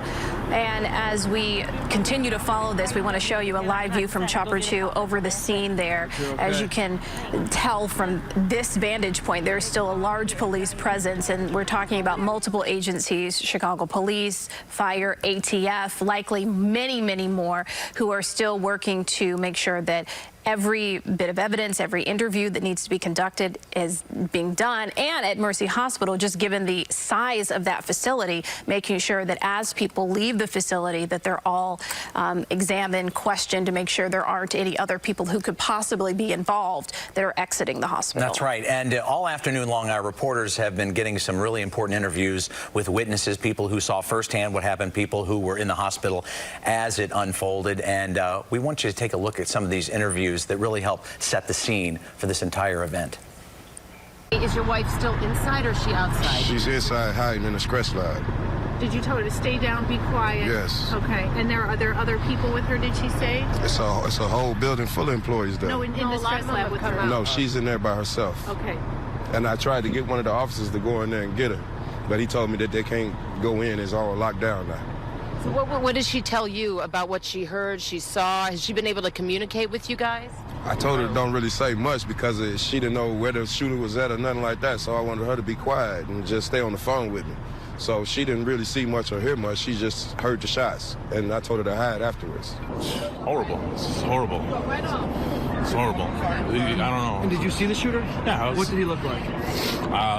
He was just all in black. He was all in black. Did he say anything? Nothing at all. What? Nothing at all. He reloaded right there in the parking lot.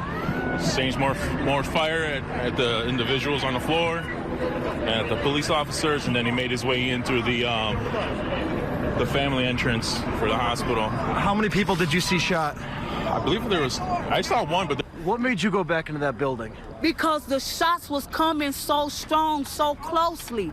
I thought I was gonna be hit by a bullet. I just got radiation. I can't hardly breathe. You can tell how shocking and terrifying this had to be for so many people out there on the scene. We want to take you back down to the ground here. This is going to be outside of Mercy Hospital. Our Jeremy Ross is on the scene. He will be off camera, but he wants to paint the picture for us. I know, Jeremy, you were saying that you were seeing people still exiting the hospital, even at this hour, 2.5 hours after the initial incident, correct? That is correct, Erica, and that exodus continues at this time. You can see some people filtering out. You're taking a look, by the way, at the east side of Mercy Hospital, essentially in the back area nearby 25th and Prairie. That is our current location. You're taking a look at the outside of the lobby inside. We spoke with one worker who was part of a large group leaving a little bit earlier. Dozens, she says about 150 people left this area within the last 20 or 30 minutes. On occasion, we see people coming out, but as we take a look a little bit upwards, you can get an idea that while many hospital staff has been leaving, presumably law enforcement as well, occasionally what we see through some of these windows here, people remain inside. Presumably, the work of this hospital needs to keep on going, especially if police have determined that there is no risk to those workers inside. So a bit of a surreal scene when you think about it. On occasion, we're seeing law enforcement officers. That may be what you're looking inside there as well. There could very well be patients who do need medical care, and so long as it is safe to be in there, presumably there are workers, there are people there trying to do the best job that they can, certainly under extremely difficult, unimaginable circumstances at this time. So on occasion, we see workers still filtering out. It is all part of the vetting process the police have been using in a situation like this to, of course, make sure that the people that remaining in that hospital, many of whom are hiding underneath furniture, hiding underneath desks, are indeed not an enemy combatant, that are indeed not part of the threat. They have certainly gone through that on a excruciating basis to make sure that people are safe. Those they have determined are not threats have been leaving, and we continue to see that as we take a look at the lobby at this time. Again, a mix of both law enforcement as well as patients, perhaps, that still may be leaving, and also workers at this hour. That's what we are seeing from our vantage point.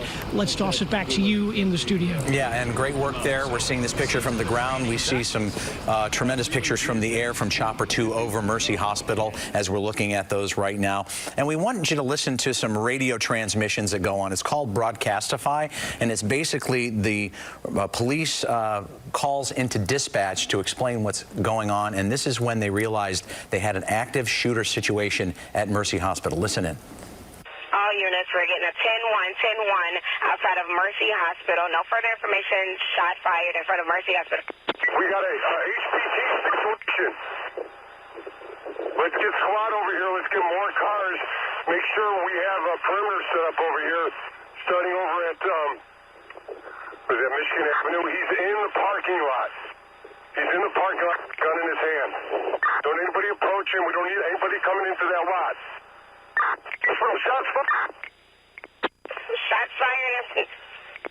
Shots fired inside the hospital.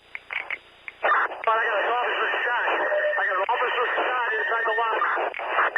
All right, we have an officer shot inside the lobby. So we were listening to that. You can hear it firsthand there from the officers on the scene and the emergency personnel who are responding with them, identifying, having their sights set on the gunman, telling others not to approach, and then confirmation, as we've been hearing this afternoon and evening, that an officer was shot. You're watching that over, of course, a different video. These are still scenes that we saw earlier in the day from the hospital as patients. You could see them trying to pull the wheelchairs over the fences, trying to hop the fences, a lot of them in their hospital gowns trying to evacuate from the scene. Yeah, and some people were, they couldn't get out of their wheelchairs. They had to be wheeled on out of there. And just imagine what an odd situation that is to be in at a hospital receiving any sort of treatment, and then something this horrific happens just about 2.5 hours ago, and you have to evacuate that hospital and leave the premises while you're trying to get your proper treatment. Yes, and now we want to go out to the University of Chicago Hospital. That's where our Vince Girasoli is inside at a staging area where hopefully shortly we will hear from Chicago police, a status update perhaps on the officer, but also a rundown of what's been going on today and potentially the other victims. Vince. Eric and Rob, what we've been hearing is that Superintendent Eddie Johnson from the Chicago Police Department is here on site, but we've also seen representatives from the mayor's office, leading us to believe that perhaps also Mayor Rahm Emanuel will be speaking. Where we are here tonight, we are just across from the emergency department at the University of Chicago Medical Center, where we understand one of the critically wounded victims was taken. And, you know, a lot of our viewers might be wondering, if this all unfolded at a hospital, why did the patients, the critically wounded patients, need to be transported elsewhere? And that's because level 1 trauma care is needed in situations like this. A level 1 trauma center like Northwestern University or like the University of Chicago Medical Center, they have surgeons on staff 24 hours. They have neurosurgeons. They have orthopedic surgeons. They have full care that they can give to trauma victims that are experiencing quite serious trauma at that time. And that doesn't just go for the doctors. That also goes for their nursing staffs as well. They can provide the critical type of care that is needed for gunshot wounds or when there have been serious injuries to a particular patient. So that's why we had 2 patients taken to Northwestern University and another patient taken here. As you take a look outside the emergency department, a trauma center that only opened within the past year, you see dozens and dozens of police officers. I said it earlier, but I'm going to say it again. It's kind of a grim scene, a lot of long faces. You can understand that when one of their colleagues has been hurt in the line of duty. Dozens of police units here as well, detective units. There are several streets that are closed here in this area. This, as the police department comes to terms with what's unfolded, reacts, and as we said, we think quite possibly Mayor Rahm Emanuel, as long with Police Superintendent Eddie Johnson, will be here shortly to speak to us. As soon as they make it to the podium, which you can see right behind me, we'll bring you the complete information. Till then, reporting live from the University of Chicago, I'm Vince Girasoli, CBS 2 News. Okay, Vince. Vince, we appreciate that. Let's head on back to the newsroom and check in with Brad Edwards. He's been monitoring the situation and getting the latest from what the two investigators are learning. Brad. Yeah, good evening, Rob, and good evening, Erica. So piecing together some more information now, I am being told and finally confirmed from officers that it appears the initial victim in this case, the female, the physician, was showing up to work today, was arriving for her shift at Mercy Hospital when she was shot and critically wounded in the parking lot, apparently by her ex-fiancé. The shooter, who was then shot and now we know is dead, appears to be the ex-fiancé of the initial victim in this, the initial victim being that woman, the female, that we now know is a doctor at Mercy Hospital, critically injured and taken to Level 1 Trauma Center, Northwestern Hospital, along with the other victim that we don't know much about, the victim that was shot inside the hospital. Don't know much about that victim, but again, it appears as if the first victim in this case, the female physician, was shot by her ex-fiancé in the parking lot. Also getting information that Mercy Hospital actually underwent a live active shooter drill training, a live active shooter training November 8th, some 11 days ago. Send it back to you guys in the studio. Okay, thank you, Brad, for that new information. We want to take you back out above Mercy Hospital to give you a live view of what's going on right now. Still a large police presence with the lights flashing there as they continue to evacuate employees, question and assess the scene. Meantime, we're getting a new interview just in from a hospital employee who was there at the time of the shooting. They were on the phones. They started getting on the phones, calling their families, just letting them know that what was going on. Also, trying to get it to a safe place, like everybody else. And how were your coworkers reacting to this? We were training. We have training for the situations. We just never thought we were going to be in this situation. I believe nobody wants to be in this situation and go through this. I'm just glad our training helped us a lot. That was taped just moments ago. Now we're going to go back live to the scene outside Mercy Hospital. Charlie DeMar rejoins us with more. Charlie, what do you have? And Rob, I'm with Jennifer Eldridge. You can see she doesn't have a coat on. She's cold. She left everything behind in the hospital. Jennifer, walk me through what you saw, what you heard. We didn't hear anything. We didn't see anything. We could only hear the commotion. Helping a patient at the window, the patient turned and said, "Was that gunfire?" And I'm like, "I don't think so." And as soon as we said that, you heard more gunshots. And they seemed to be outside of the pharmacy, outside of the building. And then next thing you know, the next round we heard, you looked up, the patient started to run, he was inside. Basically, we have protocol, we close our shutters, and we call active shooter. And from that point on, all you heard was basically commotion. You can hear the shooter, I assume, having a argument or going back and forth with someone. And that went on for a very long time. You also heard more gunshots as he was inside. But like I said, we can't see anything. We can only hear. And I understand you guys go through an active shooter training drill. Can you walk me through what that entails? That's the phone number that you call that's set up at the hospital. And then you are supposed to go to safety, however that safety measure in your department is. For us, it's shutting our shutters for the pharmacy. And then we have a safety net within our pharmacy. We can go in that it can't be accessed without a key. And beyond, you know, that number that you call and getting to safety, is there anything beyond that No, you guys are? Everything else is taken care of by security. Okay. They are the ones at that point that alert Chicago Police Department, and I assume that that's how this all takes place. And you said that you heard that the shooter come back in or near where you were. Did you see him? My pharmacy is right outside of the lobby area, so I never saw him. Okay. Never saw him, only could hear. Only could hear. And you heard those shots? Could hear the shots, and then you could hear him once he was inside. He wasn't too far from the pharmacy. At one point, we did think that he was actually trying to enter because our door, somebody was trying to get our door ajar, and you could hear him. So at that point, my boss decided to close his door, and we barricaded ourselves inside of there. Did he say anything? We could not make out the yelling and the commotion. We couldn't make it out. We're behind, at that point, 2 closed doors. And was someone grabbing on the handle, banging on the door? Right, someone was grabbing on the handle, trying to, you could just hear it shaking from the outside. We barricaded ourselves inside of another area of the pharmacy. That's why we could not hear. So eventually, after the commotion died down, eventually we got a bang on the door from the police, and they were, escorted us out. How relieved were you to see the officers? Oh my goodness, it was a sigh of relief. It was. You're sad, you don't know what's going on the outside. We knew we had patients waiting in the lobby, and they were waiting to be waiting on prescriptions and waiting to be seen by the doctor. And you just hope everybody made it out okay, like you did, Have you heard from any of your colleagues from inside the hospital? We've been here. We've been here in my boss's car for the last hours.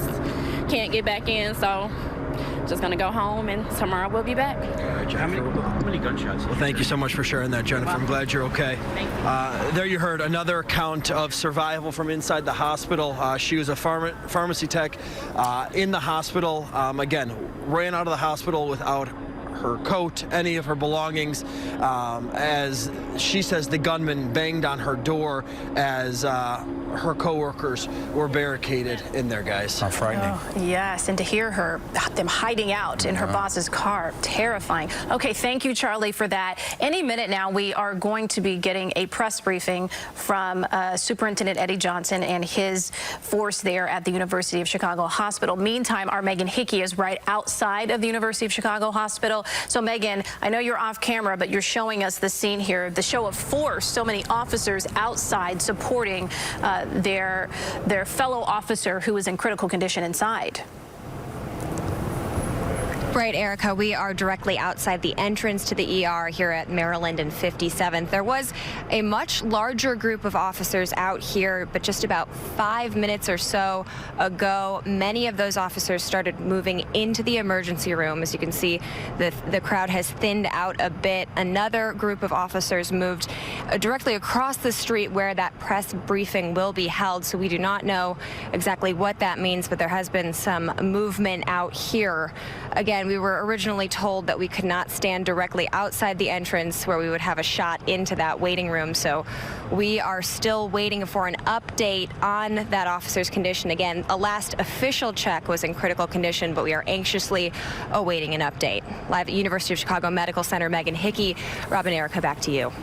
Yeah, Megan, we appreciate that. And as you're looking at the officers gathered outside of University of Chicago Hospital, we want to remind you that you're watching live CBS 2 coverage of this breaking news story. It began at 3:15 this afternoon. That's the reason you're not seeing the evening news right now. We've began our coverage about 3:30 on a very serious day. Mercy Hospital, a shooting, 4 people shot, 2 now confirmed dead, and we are awaiting the police superintendent, Eddie Johnson. He is also at University of Chicago Hospital. He's going to be filling in the blanks for us momentarily. Yes, and so you're seeing that is the podium there where he will be speaking. Meantime, we want to go to Dana Kozlov. She is back out towards Mercy Hospital where she is getting more information. Dana. Erica and Rob, the snow is falling now, and the scene here at 26th and Michigan continues to clear slowly, very, very slowly.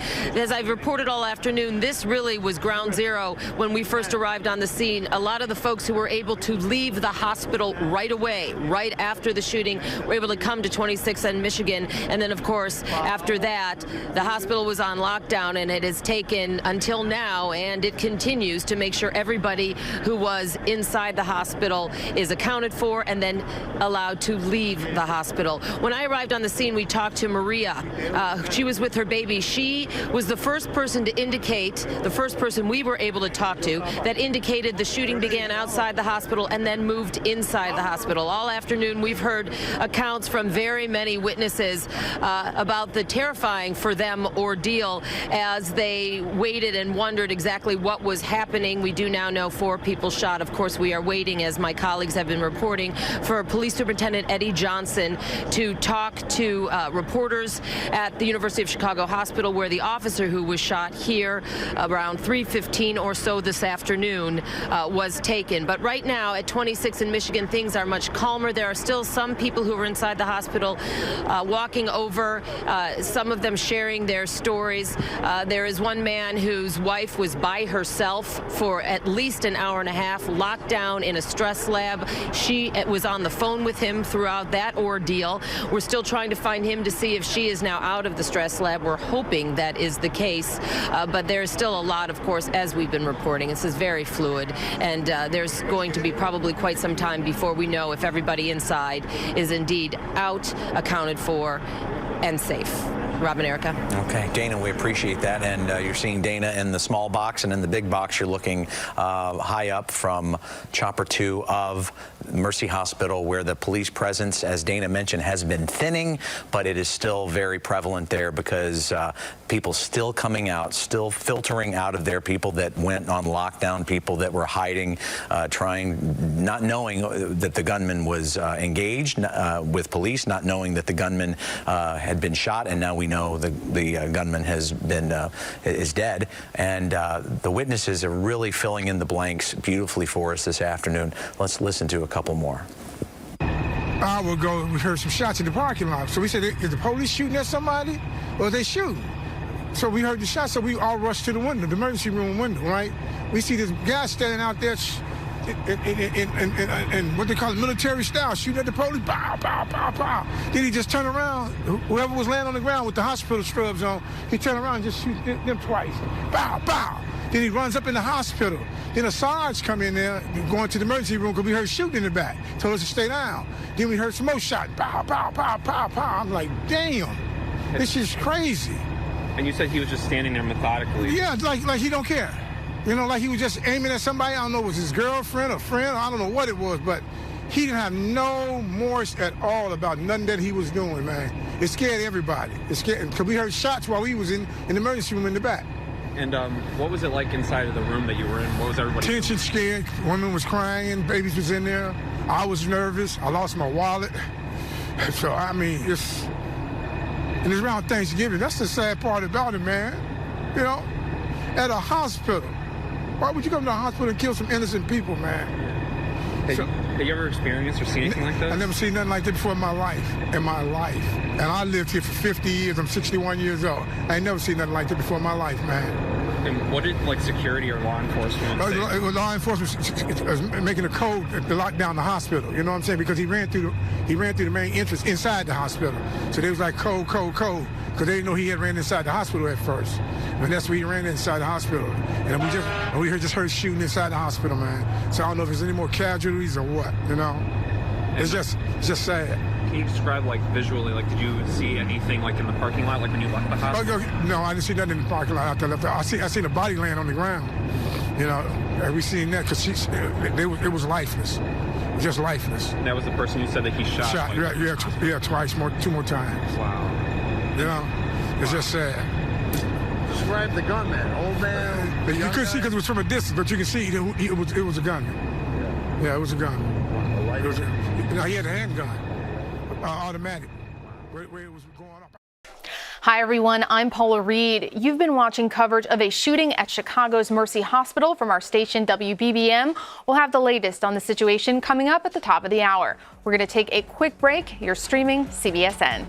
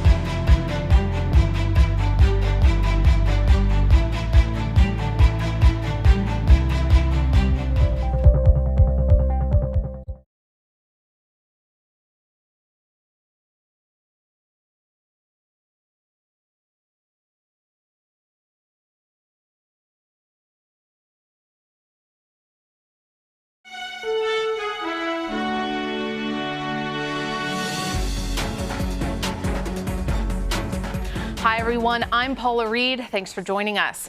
A chaotic scene unfolded in Chicago after a gunman opened fire at a hospital Monday. Police and first responders rushed to the scene on the city's south side. Several people were shot and at least one person has died. The gunman is also dead. CBS News national correspondent Dean Reynolds has the latest. Outside of Mercy Hospital, shot fired in front of Mercy Hospital. The shot started around 3:20 local time this afternoon at Chicago's Mercy Hospital. This guy's got a rifle. Be careful, guys, when these guys shoot a rifle. Eyewitnesses caught in the middle of it explained what happened. It was an exchange. It was like pow, pow, pow, pow, pow, pow. It was extreme and it was very loud and it was close. Seen a black man with a black coat and hat shoot a lady. I believe it was a lady, 3 times, standing like we are here. Then he stood above her, shot her 3 more times. Officials believe the shooter targeted the woman. At least 4 are in critical condition, including one Chicago police officer. You can see the trail of blood in the hospital. Police swarmed the hospital. Nurses and doctors were seen with their hands raised coming out. And an emergency room doctor described the scene. Chaos. Chaos. You ever seen a zebra get loose in a zoo? That's what it was like. Late word tonight is that one of the shooting victims has died. The gunman was also killed, though it's unclear whether he was shot by the police or took his own life. Paula? Dean Reynolds, thank you. California is still reeling from deadly wildfires, but there is hope that rain could bring much needed relief to the northern half of the state. But that rain could also bring potential mudslides that could complicate the search for the remains of victims. The Camp Fire killed dozens of people. Nearly 1,000 more are still unaccounted for. Meg Oliver has the latest. Crews are scouring this scorched landscape to recover DNA and identify the dead before the rain moves in. It's heavily, ash and soot, and when the water turns, touches that, it kind of turns to sediment. So anything that we have or potentially have, is going to be further buried and entombed by that. Search teams are trying to find bathtubs or mattresses, likely places people would take cover when the fire left them no way to escape.